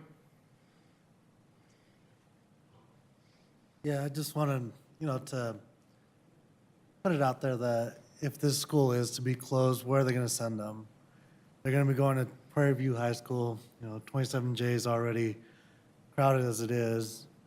And, maybe Adams 12. They're not sending them to East and Cherry Creek and, the best schools. So to me, I just feel like, we're in unprecedented times, but at the same time, it's not doing something that's going to improve the student's education, because essentially what you're going to do is you're just going to push the people out that were on the verge of dropping out a lot sooner, because like Councilmember Hurst alluded to, transportation,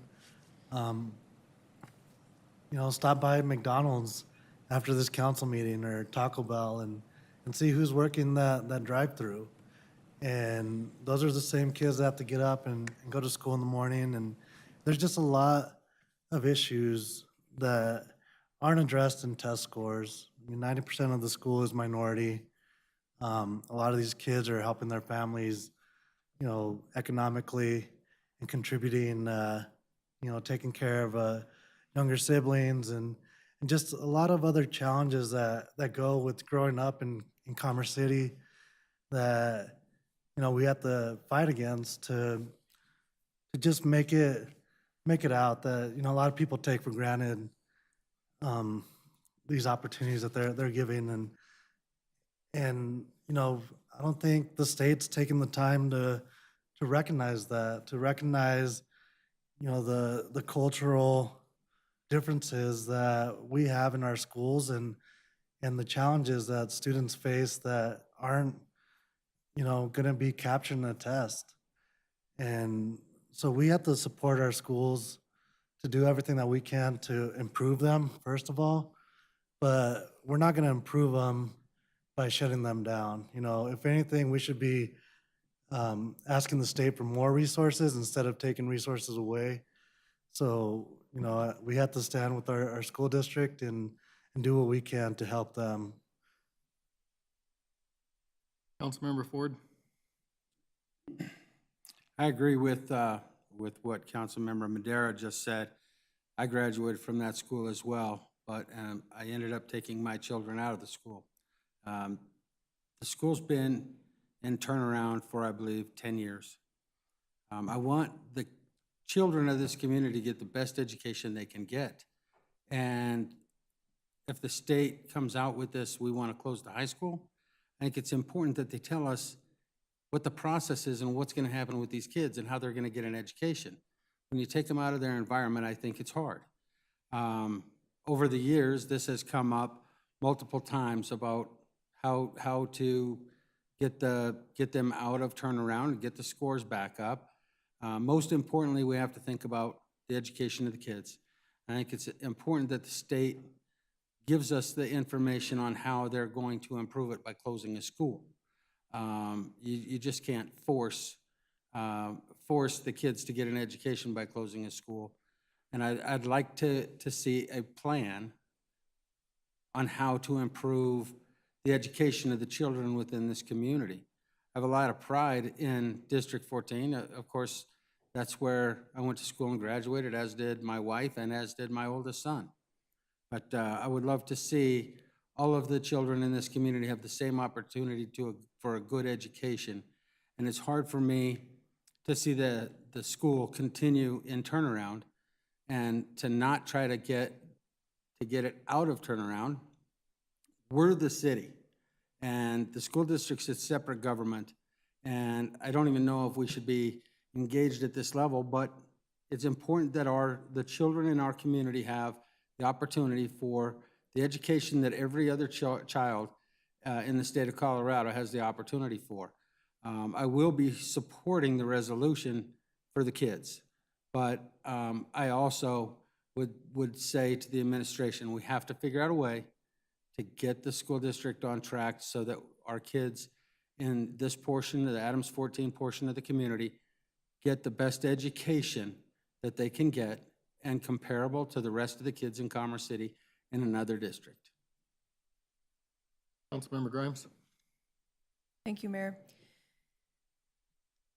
Yeah, I've gone back and forth on this, and I've read the resolution as written by our staff, and thank you for doing that. I agree this is more focused on students, and I appreciate that because that is who we need to be thinking about here. However, these students deserve better than what they've been given for the last 12 years.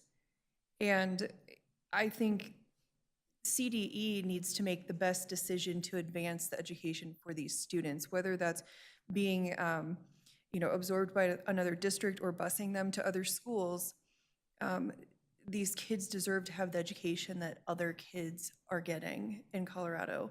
And, if you look through the fact sheet here for Adams 14, they're consistently lower for the last decade in all things. Testing scores, enrollment, dropout rate, graduation rate, higher in dropout rate. I think we can do better. The school can do better. The state wants better for them. And don't know what that specific answer is. That's up to CDE. But I don't think, I wouldn't be supporting this if this was about supporting the staff, because the reports show that the leadership is really the issue over the last 10 years. Turnover in leadership, turnover in teaching staff, inability to guide these students to better test scores. Whatever the barriers are, we're not able to get past them at this point with the current and past 10 years worth of staff and leadership. So I leave it to CDE to make that decision, and if that means closing a school, I support that, because I want these kids to have the same education that the rest of the kids in Commerce City have. And, one last point, something I hear a lot from people, residents, is we have two districts, and it's furthering that divide between the northern range and the core city. And so to me, it just makes sense to offer students in Adams 14 the same education that the students in 27J are getting, or other surrounding districts. Thank you. Councilmember Noble? Breaking up the district is a very bad idea. We have so many issues regarding north-south, and certainly we want to support community, and the only way to do that is to have the district stay together. The state board has to figure out a way to be proactive in terms of educating children as opposed to reactive. It's my understanding from communicating with the board is that there will be no public testimony at the next meeting. So the only thing that we are providing is this resolution, which I find was very tepid. It didn't reflect the conversation that we had. It didn't reflect the conversation that we're having tonight either. I'll vote for it because we don't have time to do anything about it. Meantime, we do individually have an opportunity to send in statements to the state school board as well, say that you are not speaking as a Commerce City Council member, but as an individual. And I would most sincerely encourage everyone to do so who feels that the resolution could have been stronger on behalf of the students. I really don't think that the school board is, the state school board is reflecting an understanding of the community or the particular challenges of the past 2 years. And to me, that's simply unacceptable. Councilmember Douglas? Yes, thank you. So I would agree definitely with both Councilmember Madera and Councilmember Noble. This district is about so much more that's not addressed in test scores. This is about our community. This is about our future. This is about our children. We must support our school districts, and that includes Adams 14. There has been a lot that has happened over the last 12 years, and I have been there to witness all of it. This should not be put on the children. This should not be put on their parents. This is not a one-size-fits-all. And there have been decisions made from places of privilege that don't understand the struggles that disproportionately impacted people face because of disparity in income. And usually those people are the hardest working. They're the ones that have to work 2 and 3 jobs because they don't make enough at one job to pay the high cost of living, the rents that keep going up, the cost of food, the cost of transportation. Some of these people can't afford it, and they don't know who to pay first.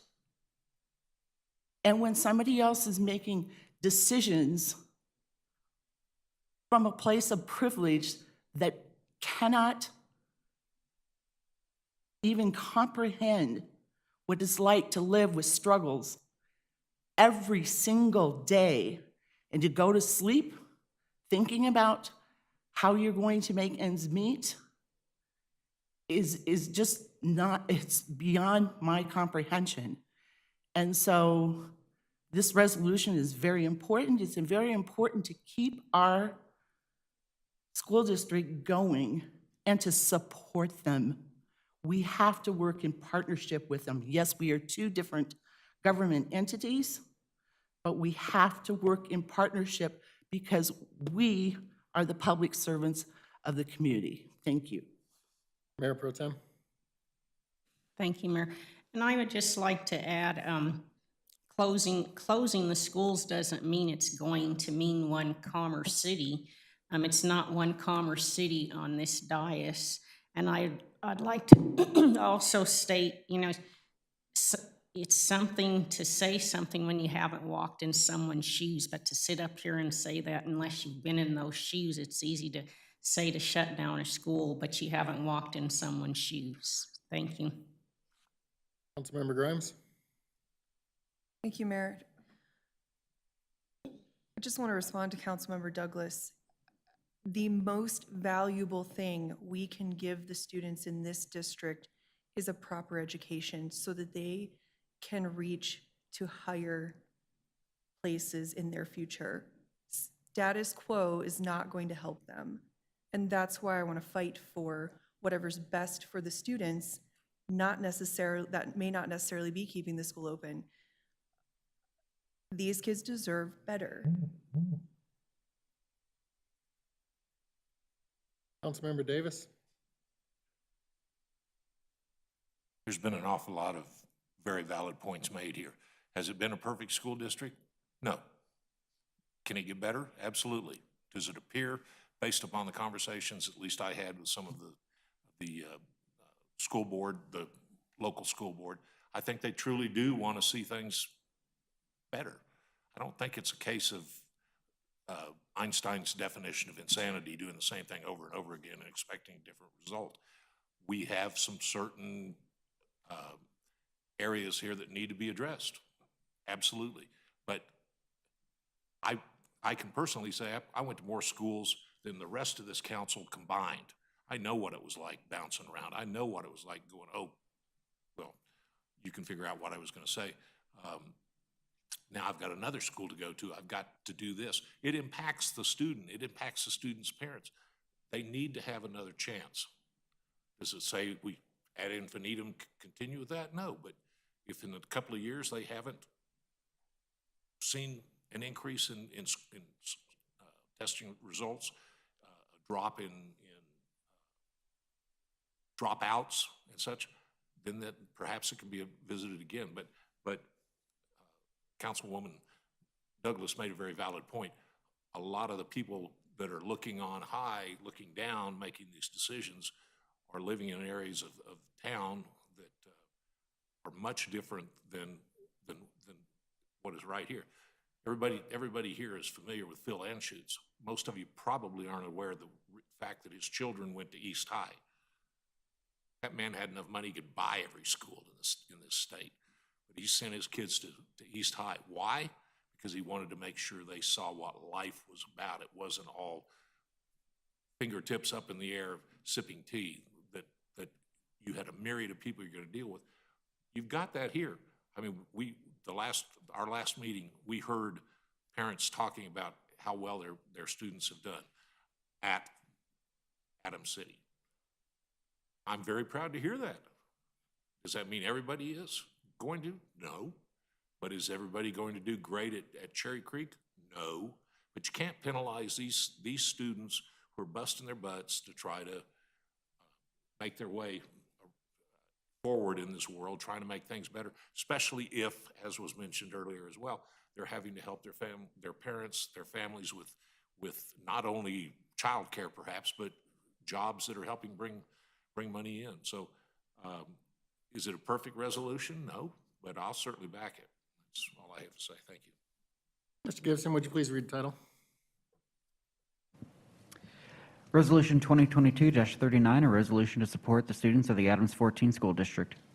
Thank you, sir. Have a motion and a second to adopt Resolution 2022-39. The title has been read. We'll do a voice vote. All those in favor signify by saying aye. Aye. Any opposed, say nay. Motion carries unanimously. We'll now move on to ordinances on first reading. It is Ordinance 2388, amending the 2022 budget for the Buffalo Highlands Oasis Project. We'll invite Jason Rogers, Deputy City Manager of External Services, to introduce the item. Thank you, Mayor. At the March 21st regular meeting, City Council directed staff to prepare an ordinance for accelerating the design and construction of a park concept. The park concept in the area just south of 96th Avenue at its intersection with Buckley Road. You have two attachments within your packet materials that identify that prescribed location. If the council approves the budget reappropriation, staff would undertake a process in a phased approach. Staff, with the assistance of a landscape architecture and design firm, would conduct a due diligent review of the existing conditions and community engagement to identify design scenarios that establish realistic expectations for amenities at that desired location. The scenarios would be presented at a future City Council meeting to receive additional direction with respect to additional funding and/or constructability within a prescribed timeline. With that, staff is available for any questions as it may be. Thanks, sir. Does anybody on council have any questions for staff? Seeing none, I'm looking for a motion and a second to introduce by council as seated and approve on first reading Ordinance 2388. Councilmember Noble. So moved. Mayor Pro Tem. Second the motion. I have a motion and a second to introduce by council as seated and approve on first reading Ordinance 2388. Is there any discussion? Councilmember Noble. Councilmember Hurst. Yeah, I definitely support this, and I think I have all along. I just want to call out that, this is definitely trying to wrong or right, at least right or wrong, I'm sorry, at least a perceived wrong. And it doesn't come without,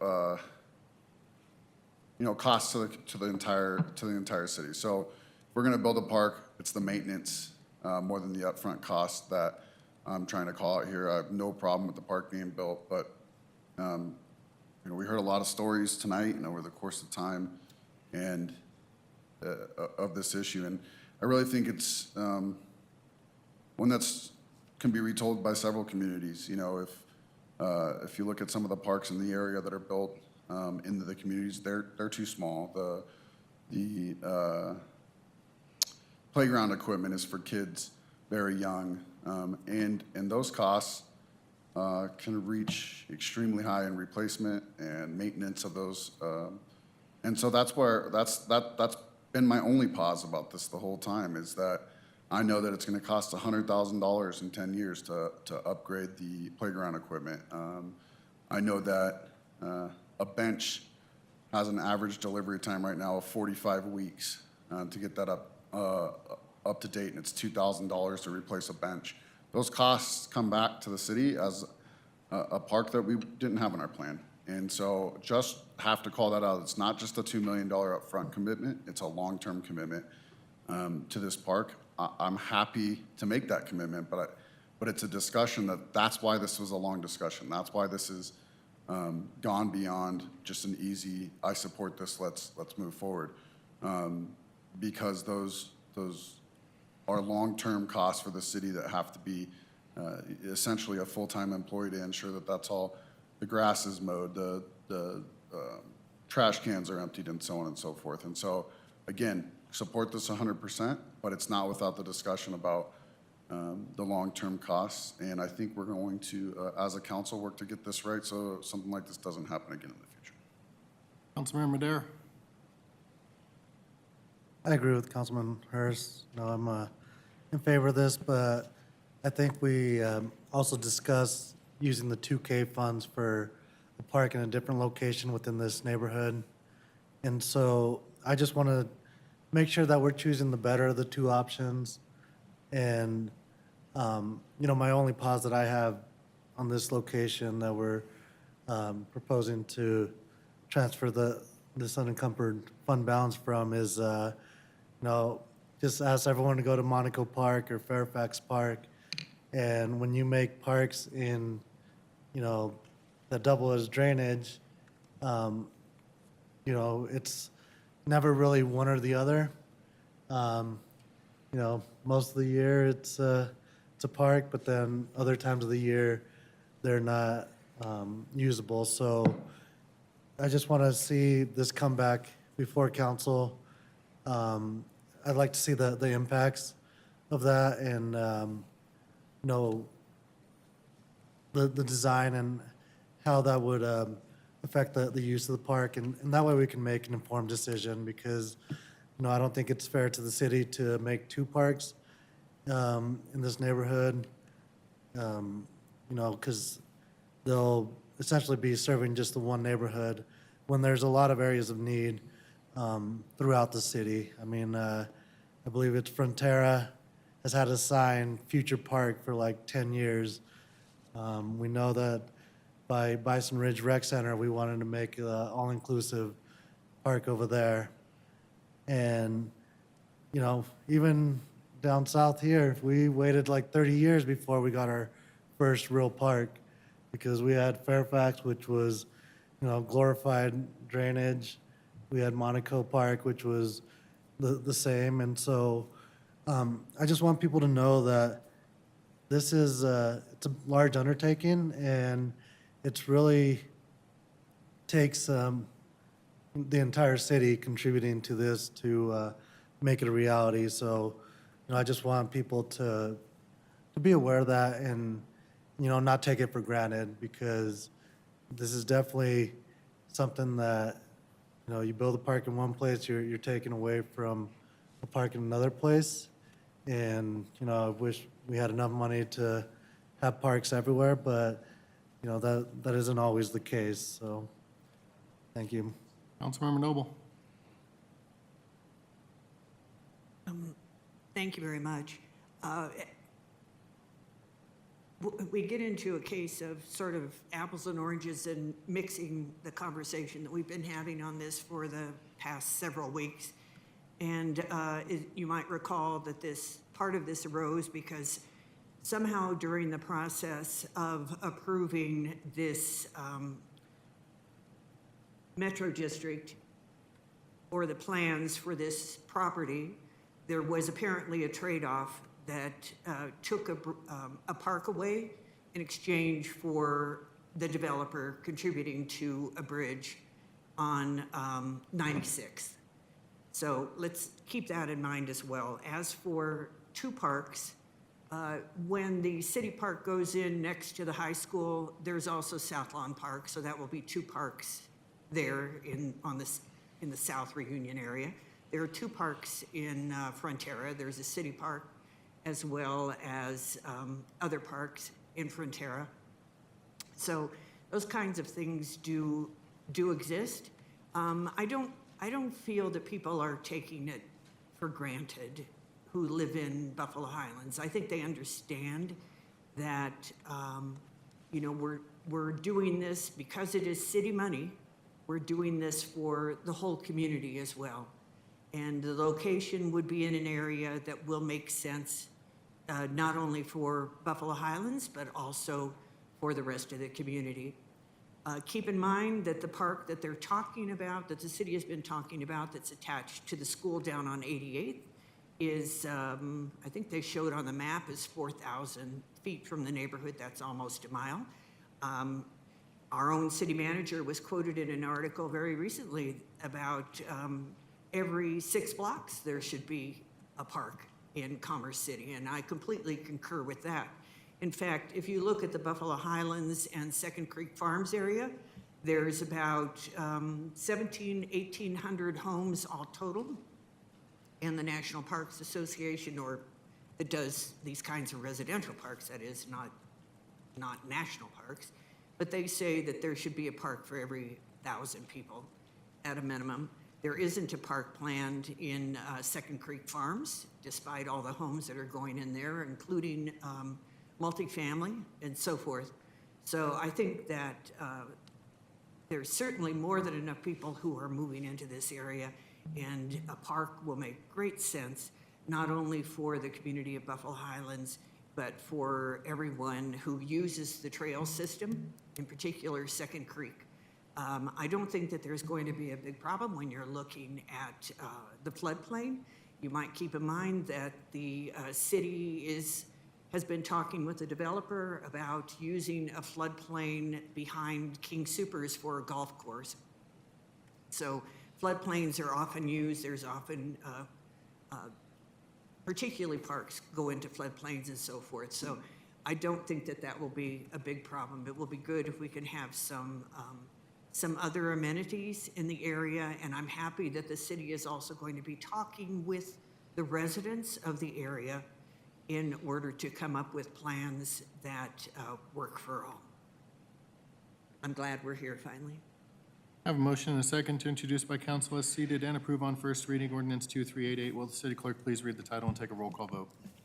Ordinance 2388, an ordinance amending the 2022 budget of the City of Commerce City, Colorado by transferring $2 million from the unencumbered fund balance in the general fund to the Capital Improvement and Preservation Plan Fund, CIPP, for costs associated with the Buffalo Highlands Oasis project and authorization of the expenditures thereof. Your vote is open.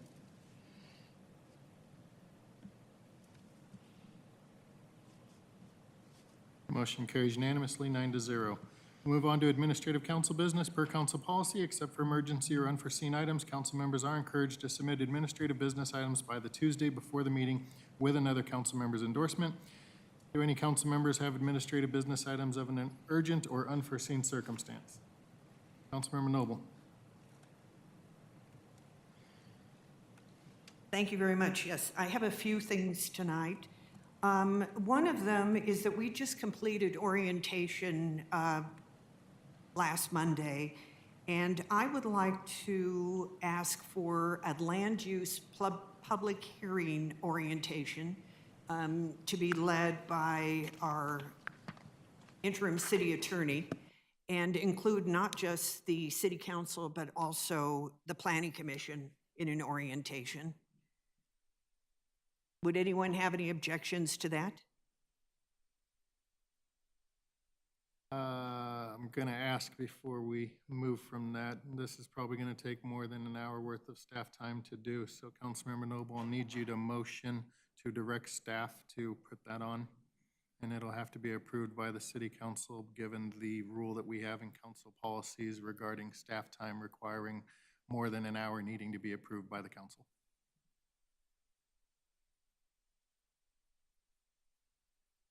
Okay, so I will make a motion then for, is that what we did for all of our orientations, Mayor? Orientations are set that we do that. This is an above and beyond, so it's going to take longer than an hour worth of staff time to prepare and put together.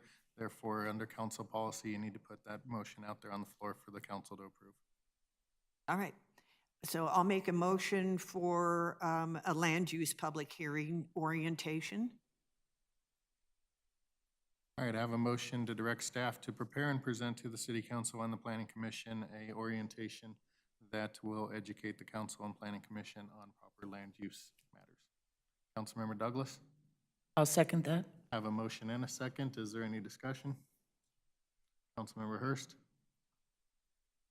Yeah, it's just pretty vague. Is it going to be a presentation or a debate?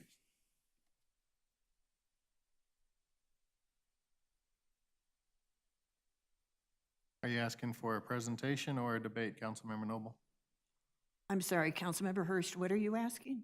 Are you asking if this orientation is going to be a presentation to the city council and the planning commission, or is this going to be a debate between the city council members?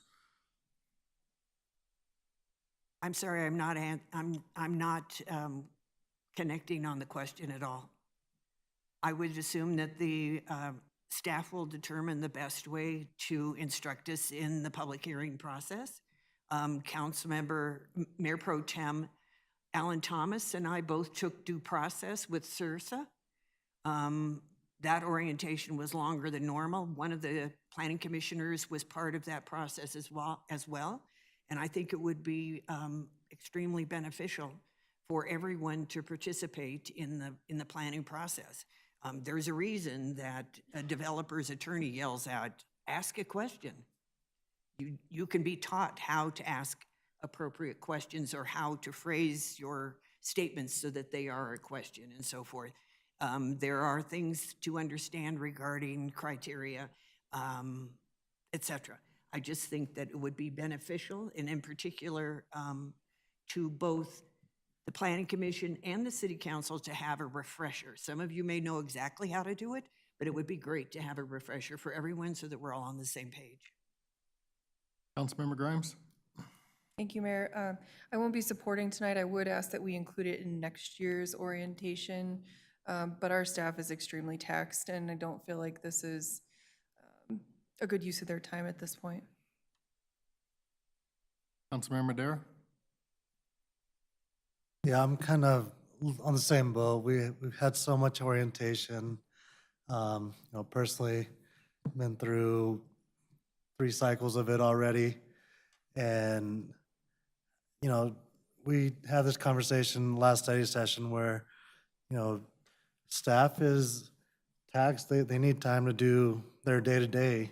So, it's hard for me to add something else to their plate when I feel like, if you have questions on it, reach out and ask the question that you have. I just don't see how this is going to be beneficial adding this when we've had several orientations already, and so I'm not going to be supportive of this. Councilmember Noble? Yes, so City Attorney Hayter, would this be taxing for you? I serve at your pleasure, and you guys act as a body. So if the body asks me to do that, I will make sure that I provide it, and it won't be a problem.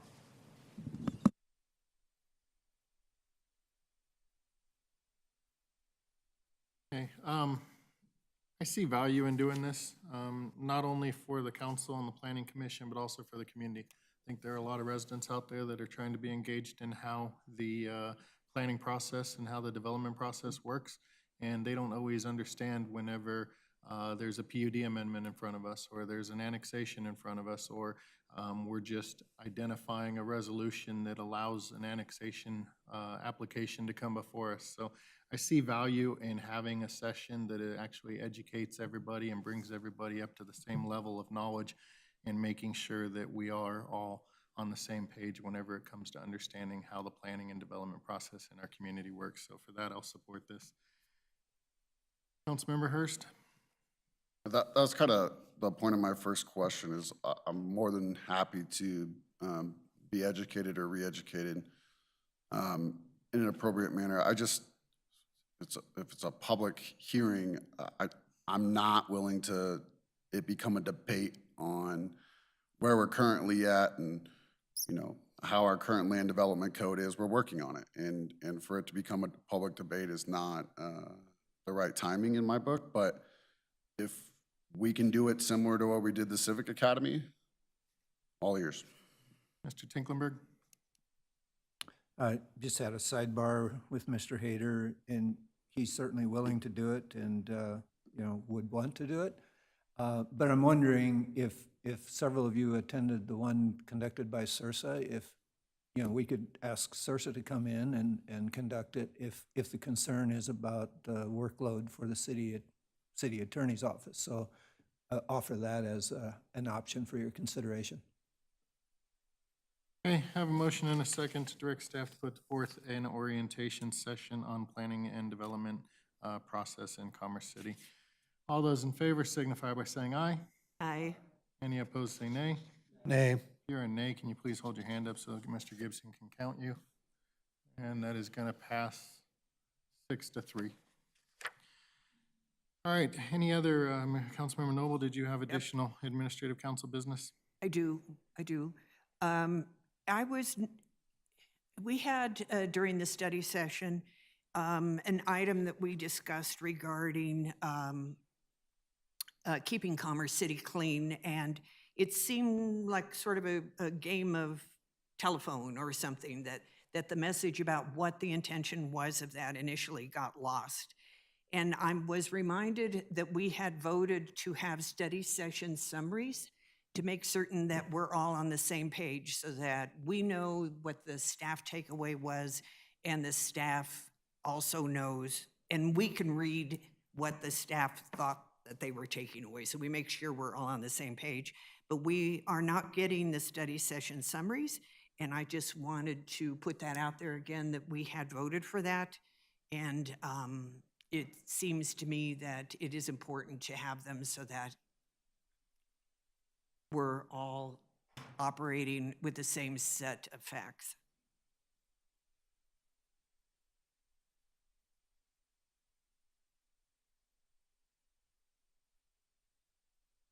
Would that be possible, Mr. Tinklenberg? I'm sorry, what was the question?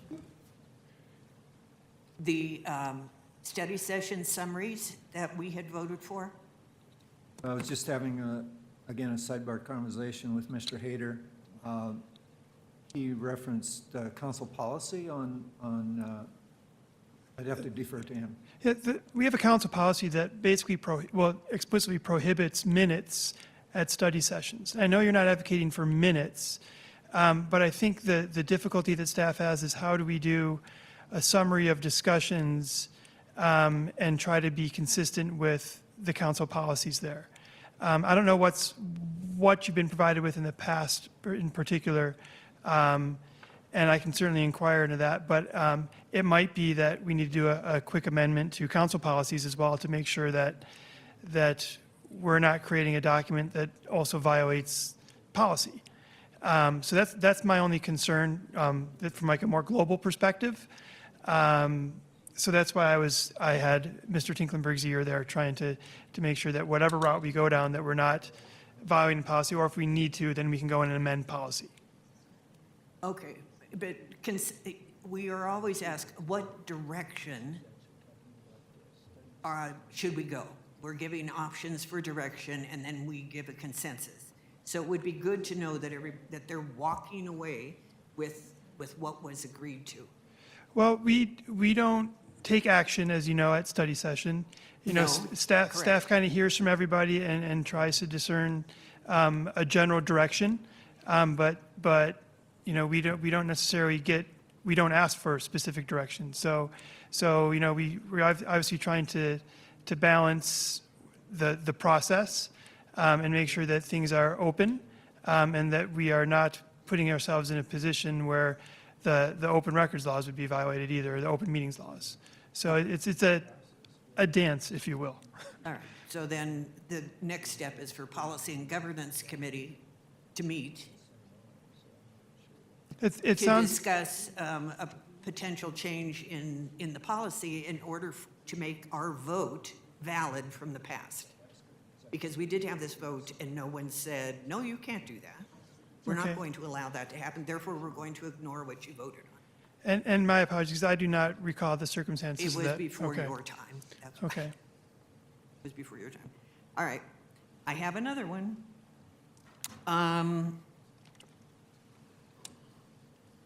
So last study session, we had a report from the police chief and the about the police department, but there was an elephant in the room that didn't get discussed at all because we sort of got diverted during the conversation into other topics about priorities and so forth. And we were talking about one of the most important priorities to my constituents, and that is the police department and public safety. I would like an update on the status of the police chief investigation. And what is the date certain on that investigation coming back? Or the outcome? So if I may, do you want to, or?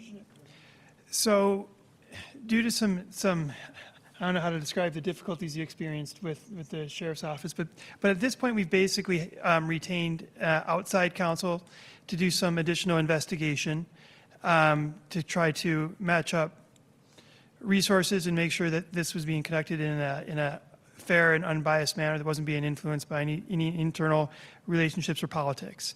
So we retained an individual to do that, and I engaged them through the city attorney's office to complete that investigation and make findings. At this point, we have provided additional materials to that organization or that entity or individual, including additional materials that were sent today. Interviews are being scheduled with the police chief, with City Manager Tinklenberg, and at this point, it's my understanding, based on information I received today, that additional staff members will be asked to do some interviews as well. I don't have a date certain for you, but in that engagement, it was say the time was of the essence, and I think I'd have to go back and look at the date, but at the time, we were hoping to get it done in 4 weeks, understanding that he might need a couple additional weeks to do it as well. Ideally, I wanted to have this wrapped up before our chief left for Quantico, and that wasn't possible. But we're trying to get this done as expeditiously as possible. And what happened to the other investigation that was happening just to tie up loose ends? Wasn't that the sheriff's department? So the sheriff's department had done an initial investigation, and they didn't come back with findings. And then there was additional questions that I understand City Manager Tinklenberg had. And unfortunately, the sheriff's office became embroiled in its own scandals. And it no longer was feasible to ask them to follow up and get some of the additional investigatory tasks completed. So, I think the city manager was really stuck in a position where it's like, okay, how do I get this done without compromising the investigation, but also knowing that you guys had some questions about what he presented to you.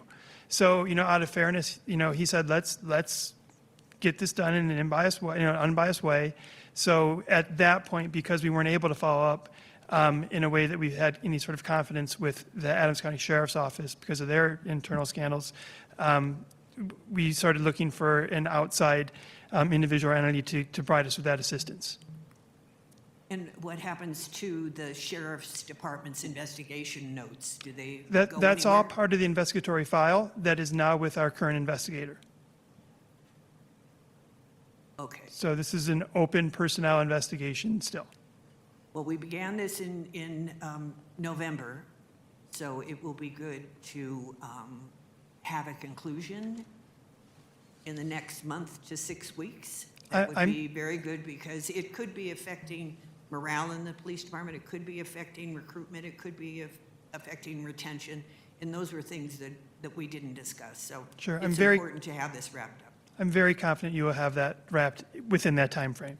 Extremely confident of that. Okay, thank you very much. Mayor Pro I'll save Tem? the rest of the, thank you. Thank you, Mayor. Last Monday night, when I was leaving the meeting, the study session, I almost fell and broke my leg and cracked my head open, and thank God Councilman Ford and Councilmember Madera were present. because when we step down the steps, there's a big pothole at the bottom of the steps, and there's still no cameras that I'm aware of since my vehicle was broken into since December of last year. So if I wouldn't have had my fellow council members with me, there's still no cameras. I would like an update on what the status is of the cameras, because I had to pay for my vehicle to be repaired myself. Like I said, I could have had a pretty fatal injury last Monday, and I know a lot of city staff use that same entrance, and it seems very dangerous. So can staff look? I think that needs immediate attention, the big pothole at the bottom of the steps, and explore a safer way for staff and council members and the mayor to enter the building and exit, because especially even during icy conditions, it's very disturbing. Like I said, what are the updates of cameras also? Because I find that very disturbing. This has been since December, and we still don't have cameras. So clarifying question, are you talking about the north steps at this, going down from the patio area down? Correct. Okay. Number one, we'll check on that. I wasn't aware that there was a hole there. In terms of the cameras, my understanding is that they are working on getting cost estimates, quotes on that, so we'll have to get an update. It's like I said, just to stress again for the safety of our, staff, and, this is also our civic center, our police station, and we still don't have operable cameras, so thank you. I think that's something sooner than later that needs to be addressed. Thanks. Councilmember Hurst. Yeah, over the course of the last, I'd say 10 days, I've listened to a lot of presentations about the grants, the transportation grants that have been attached to the bipartisan infrastructure bill.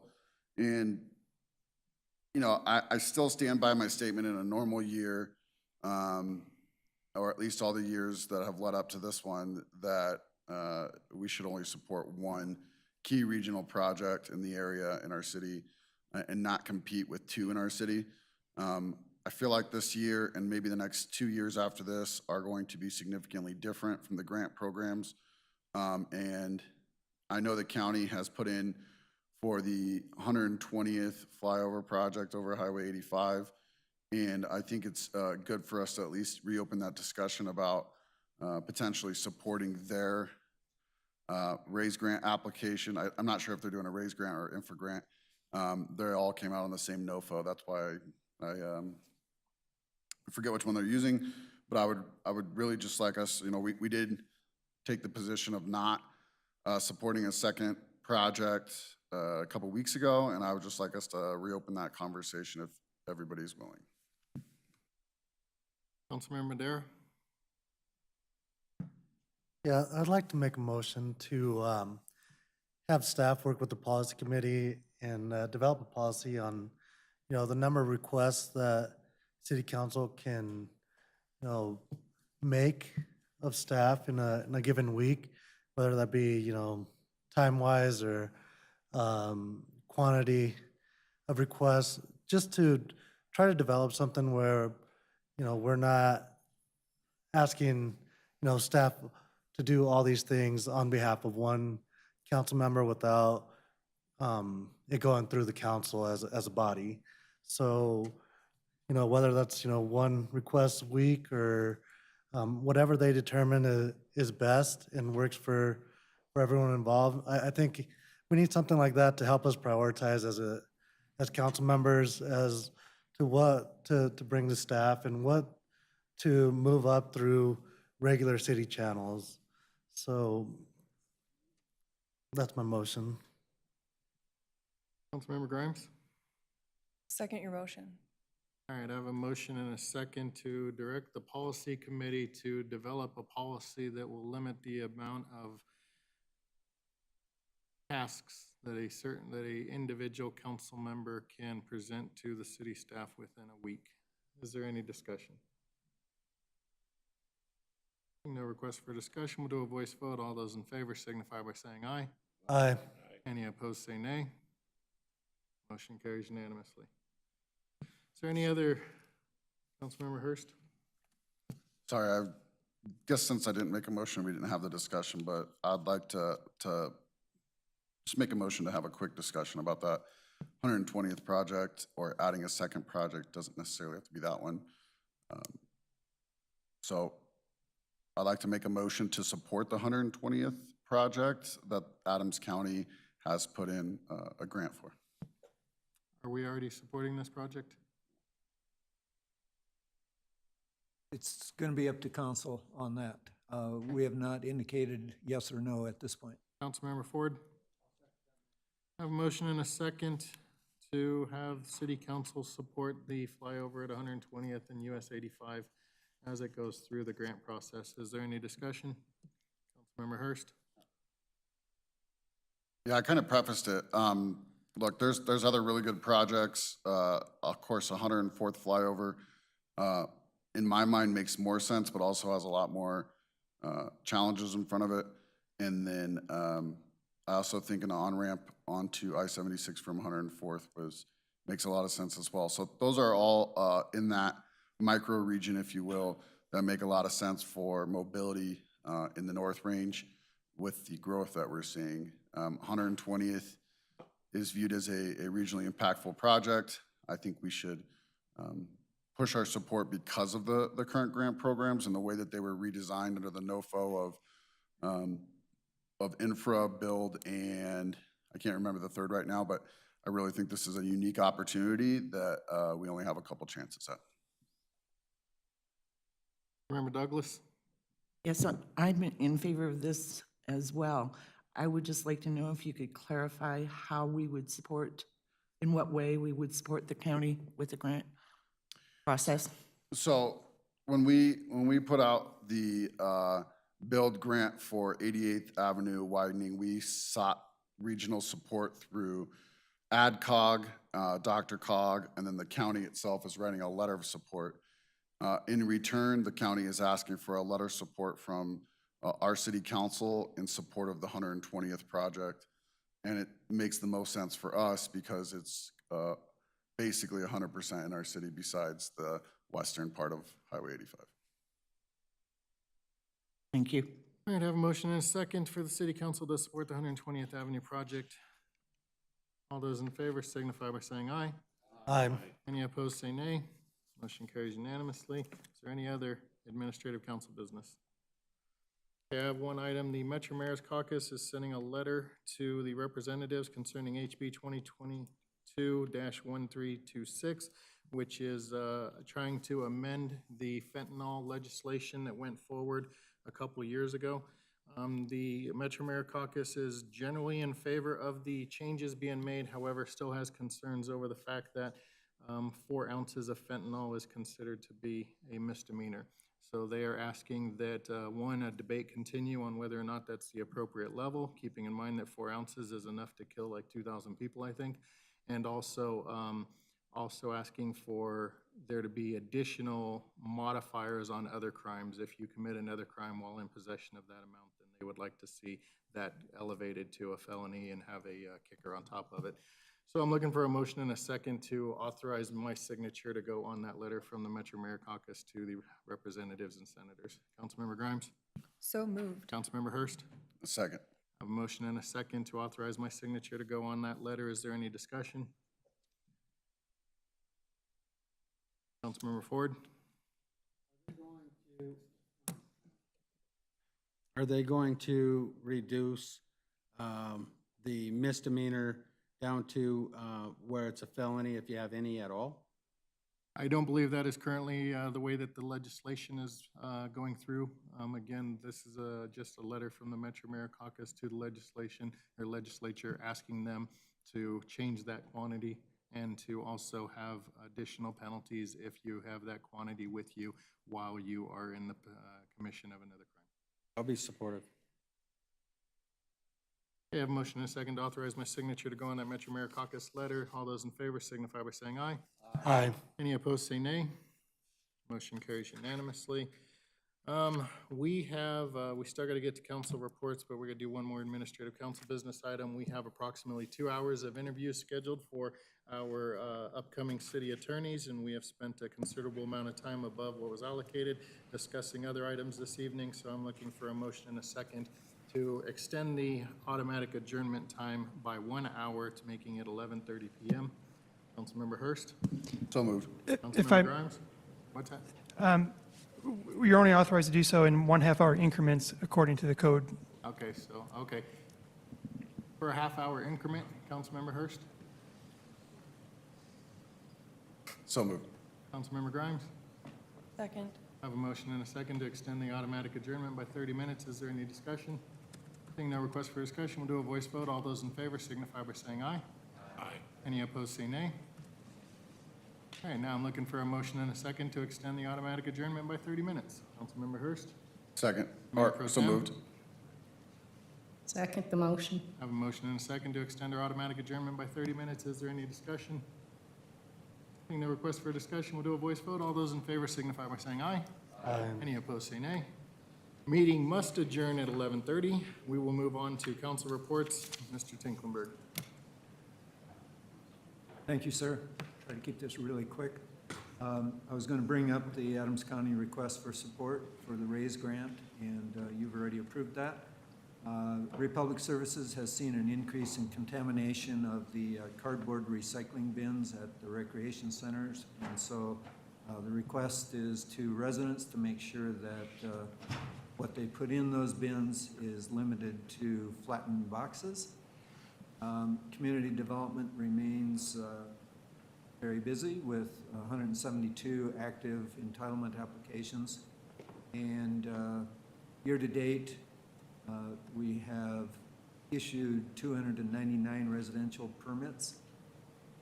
And that would put us on pace to come out at about 1,200 units for the year.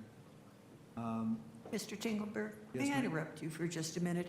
It appears that the slide is still up for the administrative council business, and it would be nice to be able to see human beings, including yourself, on the screen.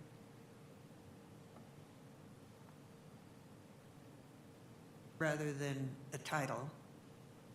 I believe Mr. Gibson, oh, he already did it. Okay, he was working on it. Also, Building Safety Division has conducted 9,447 building inspections year-to-date. The code enforcement has achieved 85% compliance rate. That's over 3,859 cases. In terms of residential assistance, the Emergency Rental Assistance Program, $1,751,000 has been committed year-to-date. Economic Development, you received a message earlier that the groundbreaking that was scheduled for the 8th has been postponed. The developer is working on some logistics that they need to take care of first. You also received an update from Economic Development about Thrasher, basically bringing in a $10 million capital investment and 63 new jobs to Commerce City. The Peoria Bridge is open and paved and open to public for travel. 112th Avenue, they're finishing up on some seating. That's between Chambers and Parkside, so that contractor is taking care of some of those remaining items, including areas of sidewalk that are cracked and some panels that need to be replaced. We've had, again, very active amount of illegal dumping, and that is certainly a drain on resources. And again, to the extent that we're going to be able to try to identify those that are guilty of that, we certainly will do that. Let's see, lighting project, the last I had told you that staff was working on installing basically dirt and road base to secure the pole boxes, which is how the wiring was stolen the last time around. And then there's a last minute reminder. You're able to nominate a veteran to serve as the Memorial Day Grand Marshal. but that nomination has to occur by tomorrow, April 5. So, and if there are veterans that anyone would like to nominate for the Grand Marshal, please go online with our website, which is c3gov.com, and there's /parade to that, and you'll find the form for nominating a veteran. With that concludes my report. Thank you. Thank you, Mr. Tinklenberg. Does anybody have any questions for Mr. Tinklenberg regarding his report? Councilmember Hurst? Seeing none, Mr. Hayter? Nothing for you at this time. Thank you. Thank you, sir. Any council members wish to make a report? Councilmember Hurst? Yeah, last week had a pretty busy week, so wanted to go over a couple things. This Saturday, all day, we had, DRCOG had their annual retreat. Thought it was a very good event. It's the first time anybody at DRCOG has been in person in a couple of years. So it was I feel like a very productive, but also kind of a, just a good face-to-face to work with some of the other council members from around the metro. I think one of the key things to take away from that meeting is the work that's being done to try to improve services for our senior citizens in our communities. I think one of the things that I'm going to take away, I didn't make this name up, so please don't attack me, but there is something that, can't read my handwriting, I know I can read the boomer portion of it, but basically it's an assessment on how prepared our city is to take care of our aging constituents here, and they offer it as a service at DRCOG, and I think we should see if we can't align with them to get an assessment of our city so we can continue to try to provide a quality community for a lifetime. Also, I appreciate the recognition by the local homecoming game for the lacrosse team. It was good to see some of the other council members from the cities also representing 27J out there supporting the kids as well, and thought that was a good event, and happy that our city council was represented there. And then,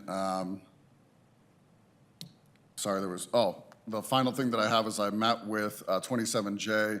I am the board chair for CFFF, and I thought they had a really good presentation. I believe they met with some other council members as well, talking about 27J's ability to take on all the kids of our growth and kind of their plan for the recent bond that was won last year and kind of how the schools are being built with that. So that information I've asked to be presented, and we'll be sending a request for a future study session date with that. Mayor Pro Tem? Thank you, Mayor. Last Saturday, this past Saturday, I met with several residents that live in the Village Crest apartments, and just looking for solutions to continue to address their living conditions. And that's a big concern of mine because that is an apartment complex in my ward. Thank you. Councilmember Noble? Thank you very much, Mayor. There was a subcommittee meeting of the Senior Commission working on two things. One of them is a listening tour of the Senior Commission visiting senior housing. The next visit will be next week at Madonna Plaza. And also the Senior Commission is working on its Senior Resource Fair. And interestingly, this ties in with Adams 14 as well, because the plan is to have it at a very central location, which is Adams City High School. And we certainly hope that Adams City High School is open when the resource fair occurs. Also, we're at the halfway point for the Blue Ribbon Economic Development Committee, REDAC. We had last week was about communication, what the city does in terms of communication. And we closed the meeting by asking the members who were there what perception they hear of Commerce City. And it sounds like we have a lot of work to do in terms of our image and talking about our communication and what we're communicating to the outside world and not just within the borders of Commerce City. It will be really interesting to see the final report, which will come as planned at the end of of June. And of course, Councilmember Douglas attended the meeting as well. And thanks for everyone who's taking part in it. These are all recorded if anybody wants to watch them, by the way. Councilmember Douglas? Thank you. Try to make this short, but I attended a solar co-op presentation that was a collaboration between Westminster, North Glen, and Adams County, and that was spearheaded by Commissioner Lynn Baca. And I really think it's something that we should explore, so I'd like to get us connected with that. A couple weeks ago, I got a frantic call from a good friend of mine who was being evacuated from the NCAR fire. And she was calling frantically to try to get the gas turned off so that they wouldn't be in danger of having houses explode if the fire got close to the homes. And unfortunately, she wasn't able to get in touch with any of her local representatives, and I was able to get in touch with Xcel Energy's representative for Denver, Grace Lopez Ramirez, through Councilwoman Candy C. DeBaca from Denver, and we got that gas turned off. Also reached out to Congressman Ed Perlmutter and Joe Neguse, and they were able to help with that. But the reason I bring up the NCAR fire is because it's reflective of the fact that we are in a climate crisis. And we really have to be aware of this. To have another fire yet in 3 months in that area is just reflective of what we are up against. And so that's one of the reasons that looking at the solar co-op is so very important. Last but not least, and I've been very busy, I also went to meet with the Village Crest residents, and was very grateful to have that opportunity to be asked to be there. But last but not least, I would like to thank Public Works for fixing the maintenance issue on Highway 2 in Quebec. Actually got calls from constituents to say that they noticed it was fixed, and they were very grateful. And we also got 2 sets of 4-way stop signs put in Reunion, one in a place that was very critical to have that 4-way stop. It's on a route that goes to the Reunion Elementary School. And so I see kids trying to cross there all the time and can't get across, and so having that 4-way stop is so important. So I wanted to thank Public Works for that as well. That's all I have. Thank you. All right, last week attended the Adams County Mayors and Commissioners Youth Award Banquet. Would like to congratulate all the nominees that were recognized at that banquet, as well as the 3 finalists that are moving on to the county competition later this month. Congratulations to all of you. Sunday, I sat down, had coffee with the developer who purchased the property at 120th and Buckley, and looked over what their vision is for that, and hopefully they're able to bring to fruition what it is that they want to in that parcel. That's all I have for a report. At this time, I'm looking for a motion and a second to enter into executive session pursuant to CRS 24-6-402, parentheses 4, sub-parentheses F and G, for the purpose of reviewing and discussing applications and materials related to candidates for the position of city attorney, which are documents protected by the mandatory non-disclosure provision of the Colorado Open Records Act, and interviewing candidates. Councilmember Hurst. So moved. Councilmember Grimes. Second. Have a motion and a second to enter into executive session for the stated purpose. Is there any discussion? Seeing no request for discussion, we'll do a voice vote. All those in favor signify by saying aye. Aye. Any opposed, say nay. Motion carries unanimously. The City Council will now enter into executive session. Do we have any action we need to take? Mr. Mayor, we're staying in this room. Okay, do we have any action that we need to take, or can we let the public know that they can turn it off now? We will come back. right. That's up to council if you want to Okay. take action after. So we're going into executive session. The anticipation is about 2 hours of executive session. The broadcast will continue with nice, pretty music that you can listen to and a slide that says we're in executive session. And we may or may not take action whenever we come out of executive session. So if you're ready to go to sleep like most of us, I encourage you to do so. Have a good night.